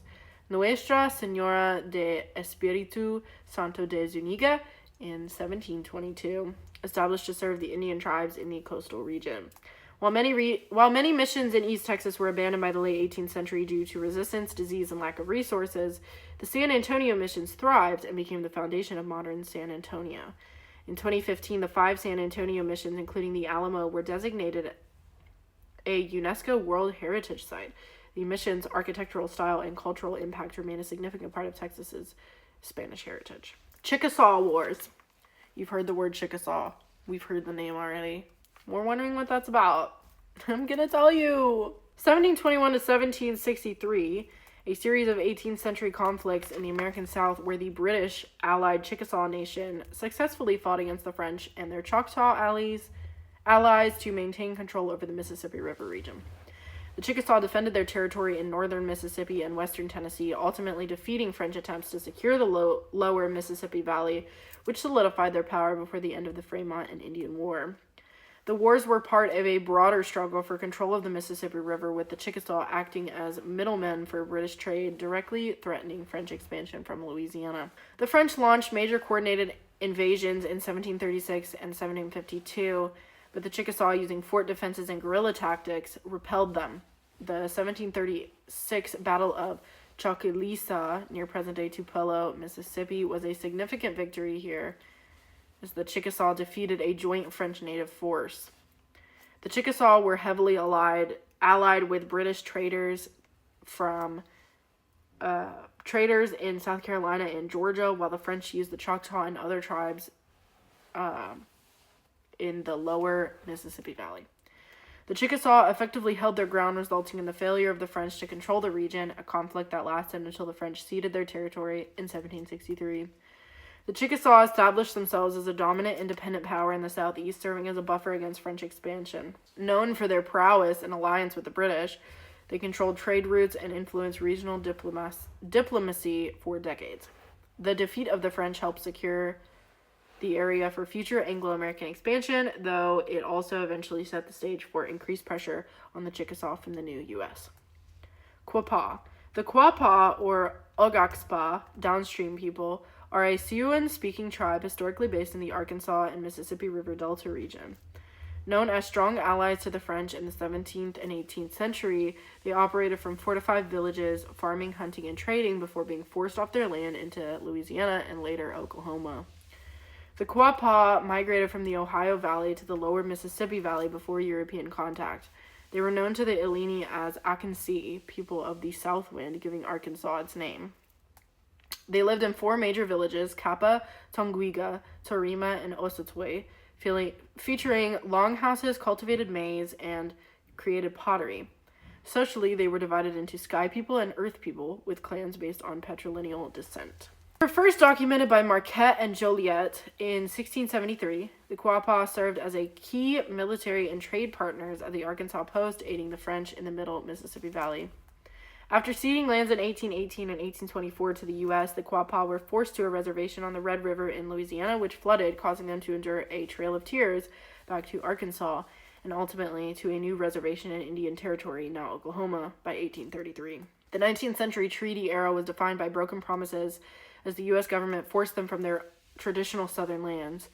In the 1920s, zinc and lead deposits on their Oklahoma land brought wealth to some tribal members, though it resulted in significant environmental pollution that the tribe has worked to remediate. Today, the Quapaw Nation is a federally recognized tribe headquartered in Oklahoma with thousands of members maintaining their cultural identity. Red Shirt. White supremacist paramilitary groups in the post-Civil War South, roughly 1875 to 1900s, particularly in Mississippi and the Carolinas. Originated in 1875, they used violence, threats, and intimidation to disrupt Republican meetings, suppress black voters, and restore democratic control. Redeemers, urging the end of Reconstruction. They functioned to promote white supremacy and anti-Reconstruction goals. They wore red shirts to be visible and intimidating, and were more open than the KKK, disrupting political gatherings and voter participation. Prominent leaders and supporters included Benjamin Tillman, Ellison D. Smith, Josephus Daniels, and Claude Kitchen. They played a major role in the 1876 and 1878 South Carolina gubernatorial elections and the 1898 North Carolina elections, helping to effectively end Reconstructionism. Partus. Partus sequitur ventrum, that which is born follows the womb. A 17th century legal doctrine enacted in Virginia, 1662, and throughout the American South, dictating that children inherited the enslaved status of their mother. This broke from English common law, patrilineal, to ensure the expansion of chattel slavery as a hereditary race-based system. While derived from Roman law, its application in the colonies was unique in creating a self-perpetuating race-based workforce. Virginia's 1662 law was a pivotal moment, transforming slavery from a condition that could be affected by conversion to Christianity into a hereditary lifelong status. The law treated enslaved women as producers of capital, ensuring their children were born as property. Because the status followed the mother, white fathers/enslavers faced no legal responsibility for their mixed-race children, often exploiting this to increase their property holdings, albeit gendered violence. This doctrine is considered a foundation of American systemic racism, creating a legacy of radicalized violence and economic inequality which directly impacts Black maternal health outcomes today. Tier 6, you guys! We're almost there. Raher War.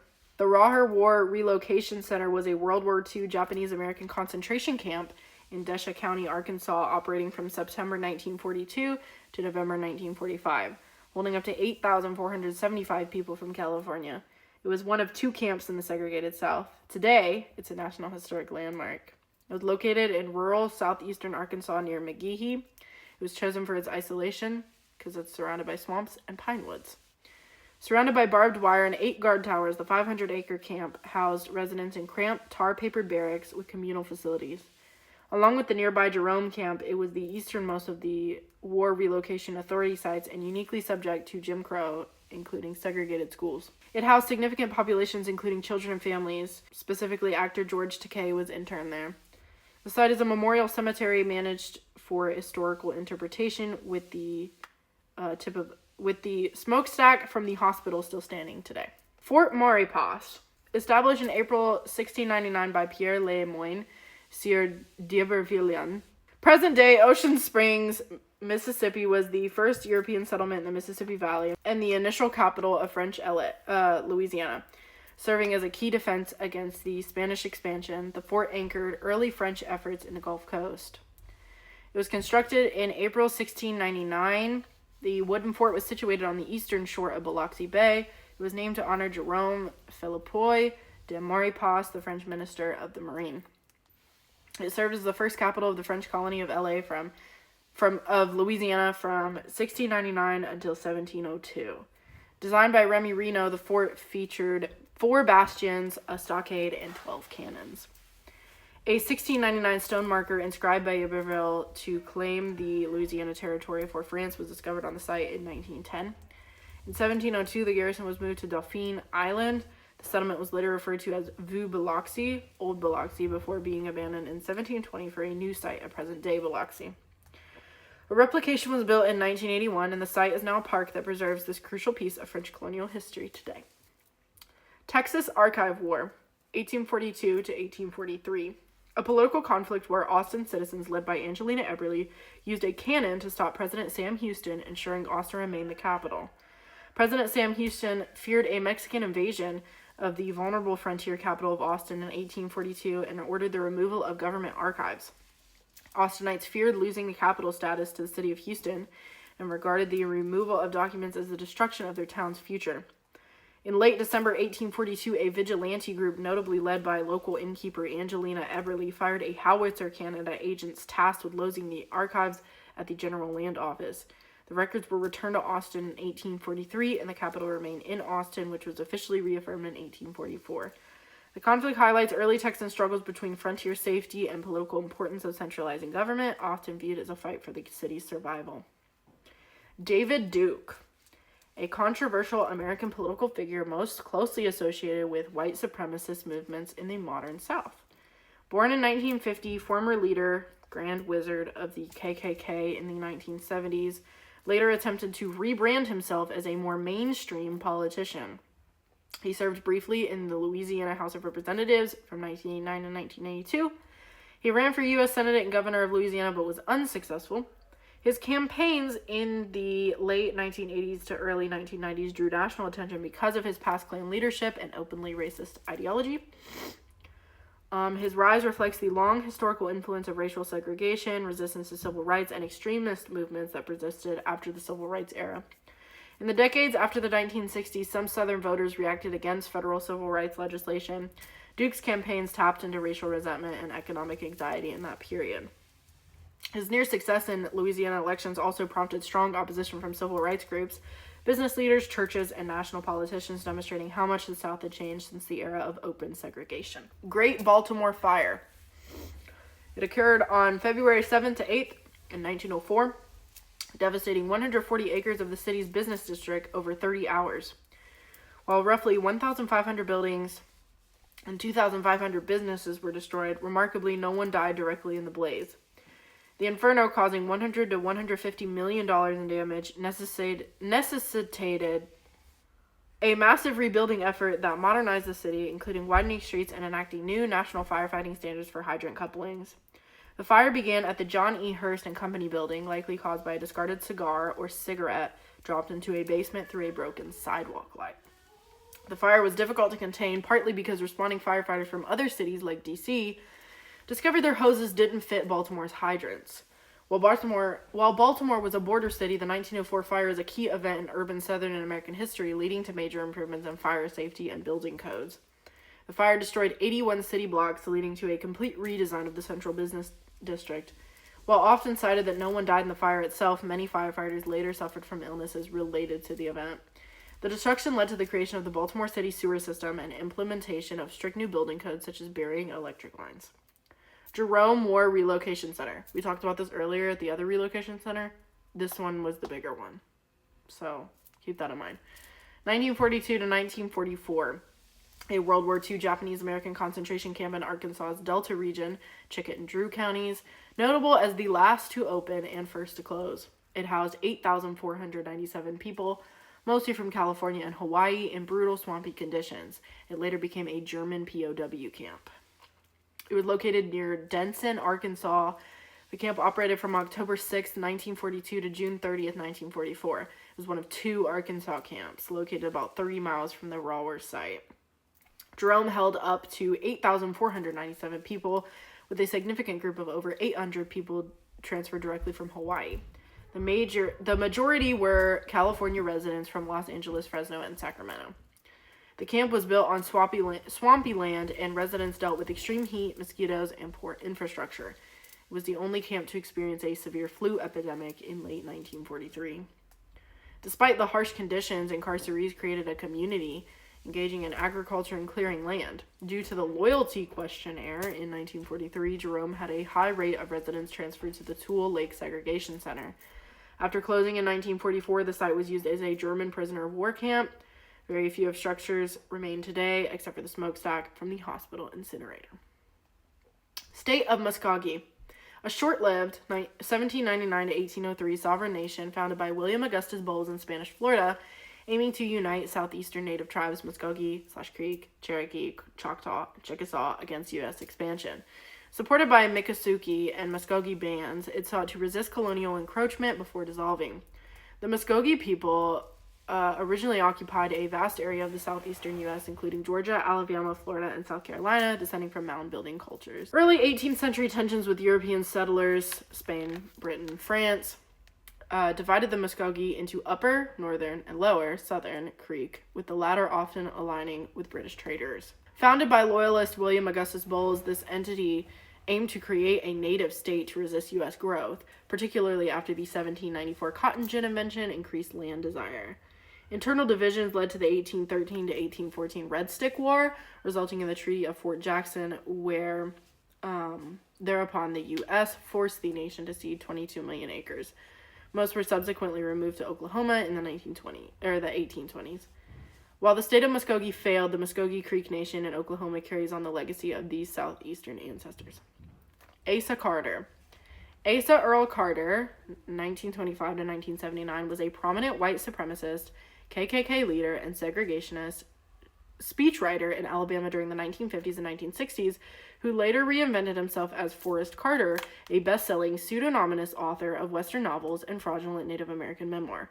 Now this goes back to George Wallace, if we remember talking about George Wallace earlier, and how he was, all racist and whatever.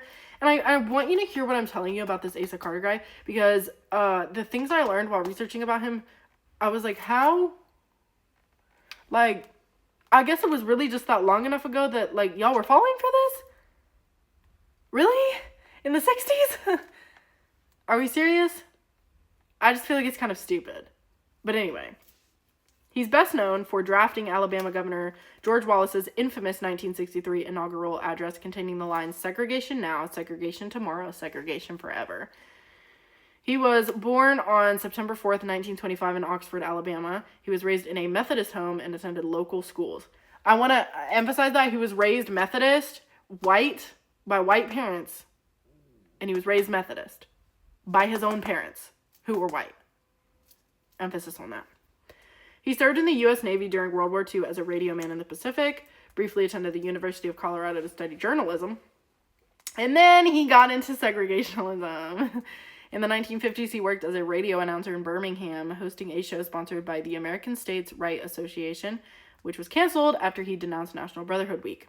He formed the original KKK of the Confederacy, a violent splinter Klan group. Members of this group were implicated in the 1957 castration of a black handyman, Edward Aaron. He also organized opposition to the integration of schools in Clinton, Tennessee in 1956. During the 1960s, he served as an uncredited speechwriter for Alabama Governor George Wallace, creating the 1963 Segregation Forever Address. He ran for public office multiple times, including a 1970 bid for governor of Alabama where he finished last in a field of 5. After failing in Alabama politics, Carter moved to Texas, changing his name and claiming to be a Cherokee Native American. He authored the 1973 novel The Rebel Outlaw, Joseph Wales, adapted into the 1976 Clint Eastwood film, The Outlaw Joseph Wales. The Education of Little Tree. In 1976, he published The Education of Little Tree, purported autobiography of an orphaned childhood raised by Cherokee grandparents. After the success of his books, it was revealed in 1976 by the New York Times that Forrest Carter was actually the former Klansman Asa Carter. And also, he was not Native American. Carter died in 1979 in Abilene, Texas, following a fight with one of his sons. Despite his rebrand, he was buried in Alabama under his birth name. Brooks-Baxter War, April to May 1874. A violent armed conflict in Arkansas between Republican factions led by Joseph Brooks and Elisha Baxter over the 1872 gubernatorial election. It marked the end of Reconstruction in Arkansas as Baxter ultimately won, leading to a resurgence of white Democratic control. The 1872 Arkansas election was plagued with fraud, resulting in a fractured Republican Party. Elisha Baxter, supported by minstrels or radical Republicans, was declared the winner over Joseph Brooks, supported by brindletails or liberal Republicans, along with Democrats. After a state judge declared Brooks the winner in April 1874, he seized the State House in Little Rock with armed supporters. Both sides formed armies of roughly 1,000+ men, causing clashes throughout the state, including the Battle of Palermo. President Ulysses S. Grant intervened on May 15, 1874, declaring support for Baxter. The conflict signaled the fall of Republican power, an end of Reconstruction, and the return of conservative white Democrats to power. Little Rock Crisis, 1957, a pivotal civil rights event where Arkansas Governor Orville Faubus used the National Guard to block 9 African American students from entering Central High School, defying federal school desegregation orders. President Eisenhower intervened by federalizing the Guard and sending 101st Airborne Division troops to protect the students, marking a major federal enforcement of integration. The students, Melba Patillo, Ernest Green, Elizabeth Eckford, Minnie Jean Brown, Terrence Roberts, Carlotta Walls, Jefferson Thomas, Gloria Ray, and Thelma Mothershed, faced intense harassment and violence while integrating the school. Governor Faubus mobilized the Arkansas National Guard on September 3, 1957 to prevent desegregation, leading to a direct showdown between state and federal authority. On September 23, 1957, President Eisenhower signed Executive Order 10730, authorizing federal troops to enforce desegregation. The students entered the school on September 25, 1957, protected by soldiers. The crisis served as a critical test of the Supreme Court's Brown v. Board of Education ruling, confirming federal authority over states in civil rights matters. Due to ongoing resistance, all Little Rock high schools were closed the following year, in a lost year to avoid further integration. Hernando de Soto. I don't know if you remember, we mentioned him a little bit earlier. You're finna learn who he is. We're going back in time to 1500 to 1542. A Spanish conquistador who led the first major European expedition into the interior of the southeastern U.S., searching for gold and glory. Covering Florida, Georgia, the Carolinas, Tennessee, Alabama, Mississippi, and Arkansas, his expedition introduced horses, pigs, and deadly diseases to the region. He was the first European to document crossing the Mississippi River before dying of fever in 1542. De Soto landed in Florida in 1539 with over 600 men and 220 horses. Following earlier experiences in Central and South America, his route, often debated but generally mapped throughout the southeast, aimed to establish a Spanish colony. The expedition was marked by brutal, violent confrontations with indigenous tribes, including the notable battles of Mobile and Alabama.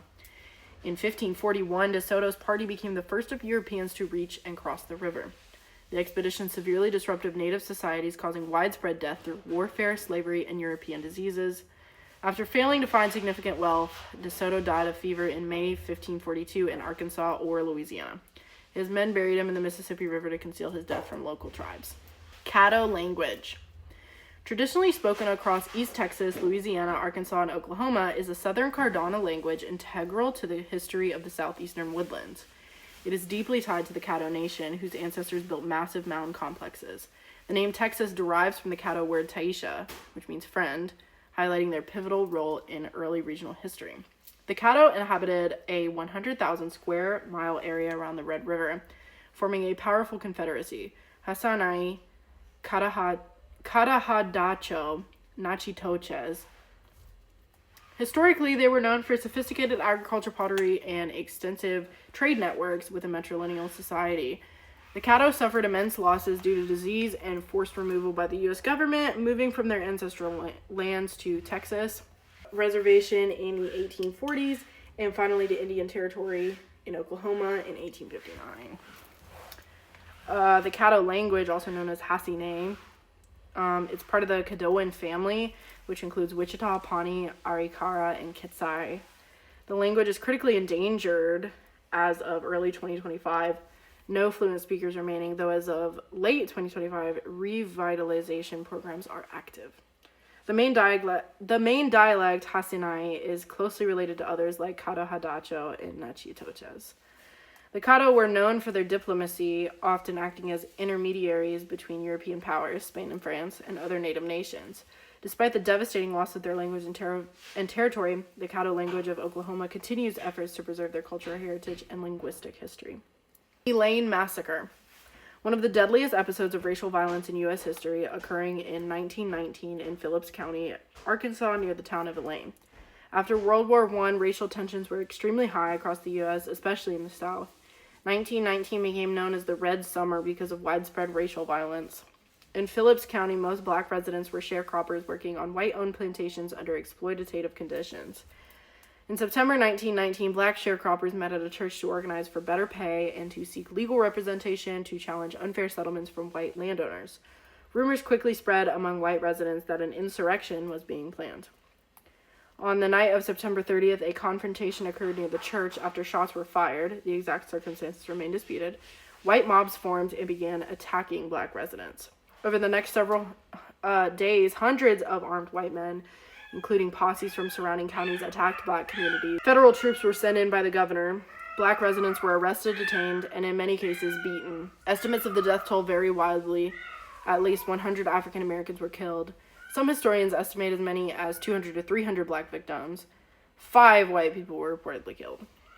Over 100 black men were arrested. 12 were quickly convicted and sentenced to death by all white juries and rush trials. Their case eventually reached the U.S. Supreme Court in Moore v. Dempsey in 1923. The court ruled that federal courts could review state criminal convictions when mob-dominated trials violated constitutional rights. This decision became an important precedent for protecting defendants' due process rights. This exposed the extreme violence used to suppress black economic organizing. It became a major example of racial terror during the Jim Crow era and helped establish stronger federal oversight of state criminal proceedings. Today, it's recognized as one of the earliest racial massacres in American history and a critical event in broader struggle for civil rights in the United States. 1900 Galveston Hurricane. The deadliest natural disaster in U.S. history. It struck on September 8, 1900. At the time, Galveston was one of the most prosperous cities in Texas and a major port on the Gulf of Mexico. However, the city was low-lying and extremely vulnerable to storm surges. The hurricane made landfall as a powerful Category 4 storm. Winds reached an estimated 145 miles per hour. A massive storm surge, 8 to 15 feet high, submerged most of the city. Weather forecasting was limited and warnings were poorly communicated. An estimated 6,000 to 8,000 people were killed. Entire neighborhoods were washed away. Property damage was catastrophic, over $30 million at the time, nearly $1 billion today.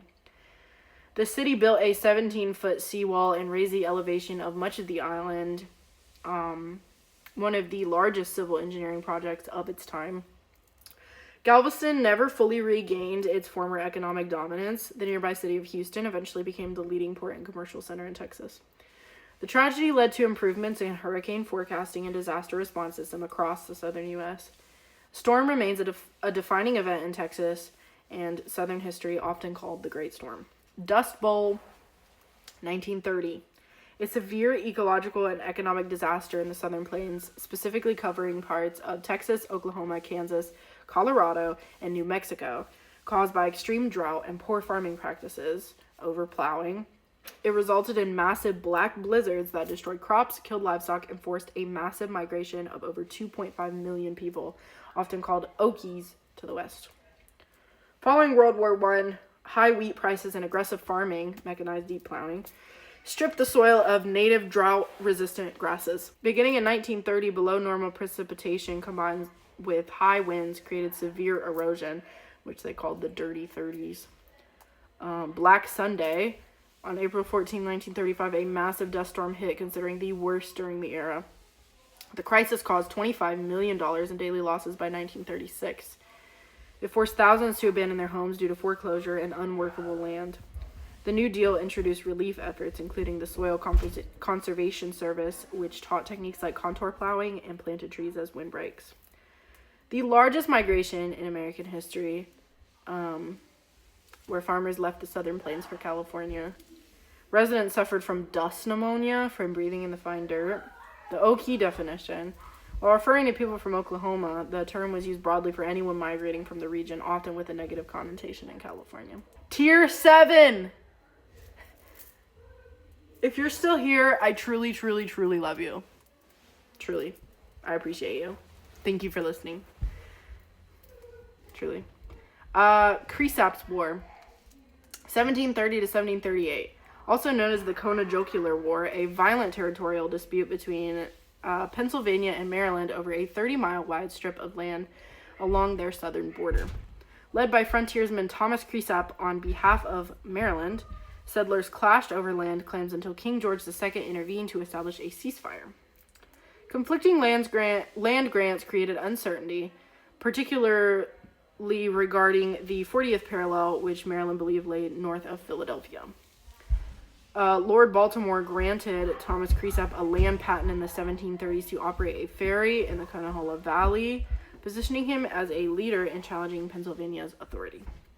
Though never officially declared, the conflict involved armed skirmishes, destruction of property, and the kidnapping of officials, earning Creosap the nickname Maryland Monster. In 1736, Creosap was captured and imprisoned in Philadelphia, famously stating, "This is one of the prettiest towns in Maryland." The conflict ended in 1738 with a temporary border, later formally settled by the Mason-Dixon line. Westlvania. A proposed 14th state initiated in 1776 to 1780 by settlers in the Trans-Allegheny region, including southwestern Pennsylvania and western Virginia, who felt neglected by eastern colonial governments. Led by figures like George Morgan and backed by potential interests from Benjamin Franklin, it aimed to unite frontier areas, but failed due to border disputes and opposition from Pennsylvania. The intended territory encompassed all of Trans-Allegheny Virginia, parts of western Pennsylvania, and sections of eastern Ohio, Kentucky, and Maryland. Frontier residents felt underrepresented and ignored by their state governments in Philadelphia and Williamsburg. The Continental Congress was petitioned in 1776, but the bid never went to vote. The movement lost momentum due to territorial disputes, and the Pennsylvania Assembly eventually declared the separatist movement to be treasonous. While sometimes confused with the later formation of West Virginia, the Westlvania movement was a distinct earlier effort for independence during the American Revolution. Dawson Massacre, September 18th, 1842. 36 Texian volunteers were killed and 15 captured by 500 Mexican cavalry near San Antonio during the Wall Expedition. Led by Captain Nicholas Dawson, the Texians were ambushed while attempting to relieve forces at Salado Creek, marking a brutal event in the conflict over Texas's sovereignty.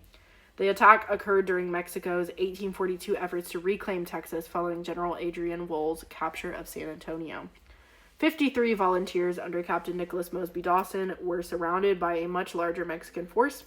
36 Texans died, 15 were taken prisoner, only 9 survived imprisonment in Perote Prison, and 2 escaped. The incident is remembered alongside the Battle of Salado Creek, a concurrent Texian victory, as part of the tumultuous era of the Republic of Texas. Victims were later buried at the Monument Hill and Kreisha Brewery State Historic Site in LaGrange. Seminole Wars, 1817 to 1858. 3 brutal conflicts in Florida between U.S. forces and the Seminole Nation, driven by American expansion, the desire to recapture escaped slaves, and territorial acquisition. Led by figures like Andrew Jackson, the U.S. aimed to remove Seminoles, resulting in the longest, costliest Native American war in U.S. history and the forced removal of thousands to Oklahoma. Why did they pick Oklahoma for every single one of these Native American groups? Not sure. I don't know why they... Hey, everybody, just go that way and stop when you hit Oklahoma. Like, what? Why? Like, what? Anyway... The First Seminole War, 1817 to 1818, was triggered by conflicts over runaway slaves and border raids. General Andrew Jackson invaded Spanish Florida, attacking villages and destroying Spanish forts. This led to the 1819 Adams-Onis Treaty, wherein Spain ceded Florida to the United States.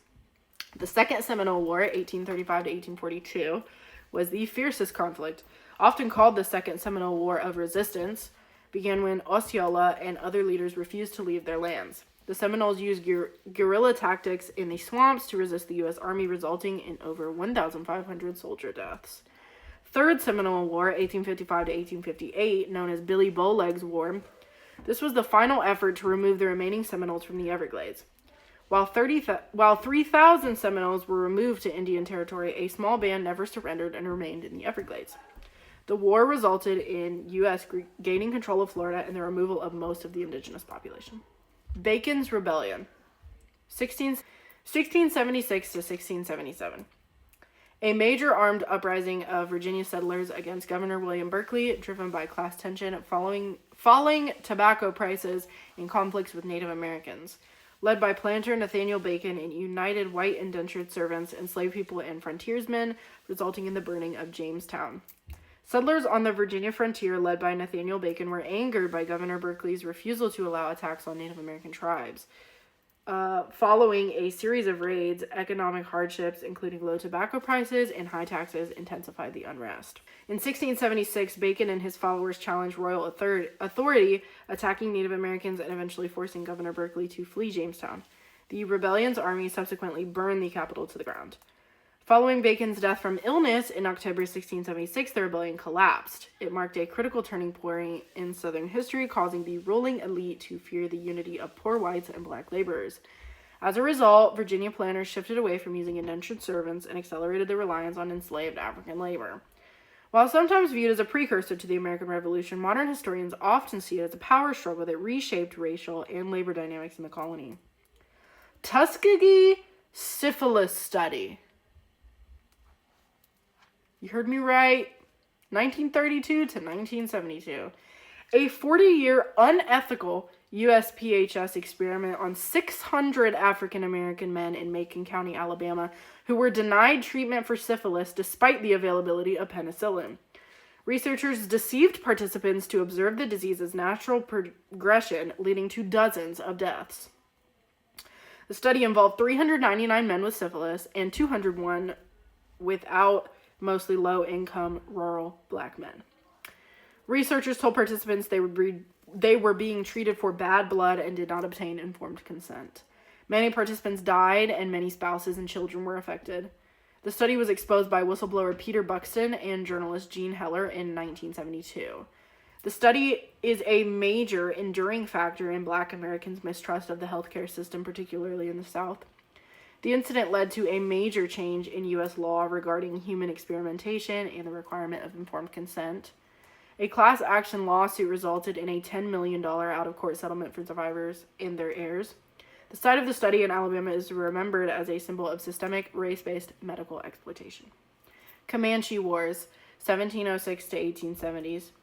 A series of conflicts across the southern Great Plains where the Comanche action utilized superior horsemanship to create the Comancheria Empire. They dominated Texas, Oklahoma, and northern Mexico, resisting Spanish, Mexican, and American expansion, before finally surrendering to U.S. forces in 1875. The Comanche dominated a vast region stretching from the Arkansas River in Colorado/Knoxville down. Comanche dominated a vast region stretching from the Arkansas River in Colorado and Kansas down through Oklahoma and Texas deep into northern Mexico. Known for unmatched light cavalry skills, the Comanche were arguably the most powerful Indian nation on the plains, using violence and speed to control the region. Initially blocking Spanish expansion, the Comanche later launched extensive raids into Mexico, capturing thousands and effectively stalling settlement, causing Mexico to offer bounties for their scalps. Following the Texas Revolution, the Comanche fought intensely against the Republic of Texas, and later the U.S. notable events included the 1840 Council House fight and subsequent Great Raid. The U.S. Army launched a decisive campaign to remove the Comanche, Kiowa, and Cheyenne from the southern plains, and that was called the Red River War, in 1874 to 1875. The destruction of the buffalo herds, 1868 to 1881, and relentless military pressure forced the remaining Comanche, including Quanah Parker, to surrender and move to reservations in Oklahoma. Red Summer, 1919. A period of intense white supremacist violence against black communities across the U.S., including numerous southern locations, resulting in hundreds of deaths. Sparked by returning World War I veterans and the Great Migration, the violence saw white mobs attack black neighborhoods with notable lethal incidents in Elaine, Arkansas, and Charleston, South Carolina. The return of black soldiers who challenged Jim Crow subordination and competition for jobs after World War I caused intense resentment. White Southerners also feared the loss of cheap exploited labor as many African Americans moved north during the Great Migration. The Elaine, Arkansas Massacre, 1919, one of the bloodiest racial conflicts in U.S. history, where white mobs and federal troops killed an estimated 100 to 200 African Americans following a confrontation over unionizing sharecroppers. Beyond Elaine, violence occurred in Charleston, South Carolina, Houston, Texas, and numerous smaller towns. In some instances, such as Georgia and Mississippi, these attacks included brutal lynchings. Unlike earlier eras, black communities and veterans during the Red Summer often armed themselves to defend their homes and families, their homes and families against white mob violence. Coined by NAACP leader James Weldon Johnson, the term reflects the widespread bloodshed. The events highlighted the nation's failure to protect black citizens and intensified the fight for federal anti-lynching legislation. Thank you guys so much for sticking around if you are still here. I truly appreciate you so much. I plan to do more icebergs. I'm currently working on my second one, which will be quite a bit shorter than this one. This one is a bit hefty. I think that one will be shorter, but it is on Australian folklore, and I have many more planned for the future. So I really hope you enjoyed. I hope you learned something about Southern American history. I hope that you're having a great night. Even if you just put this on in the background, I still hope you learned something. I learned things. And I hope you have a good night, and please like, share, comment, support if you would like to see more of this, because I am hoping to do more. Okay, I love you guys. Thank you so much for watching. If you are still here, I love you, and I will see you in the next one. Bye.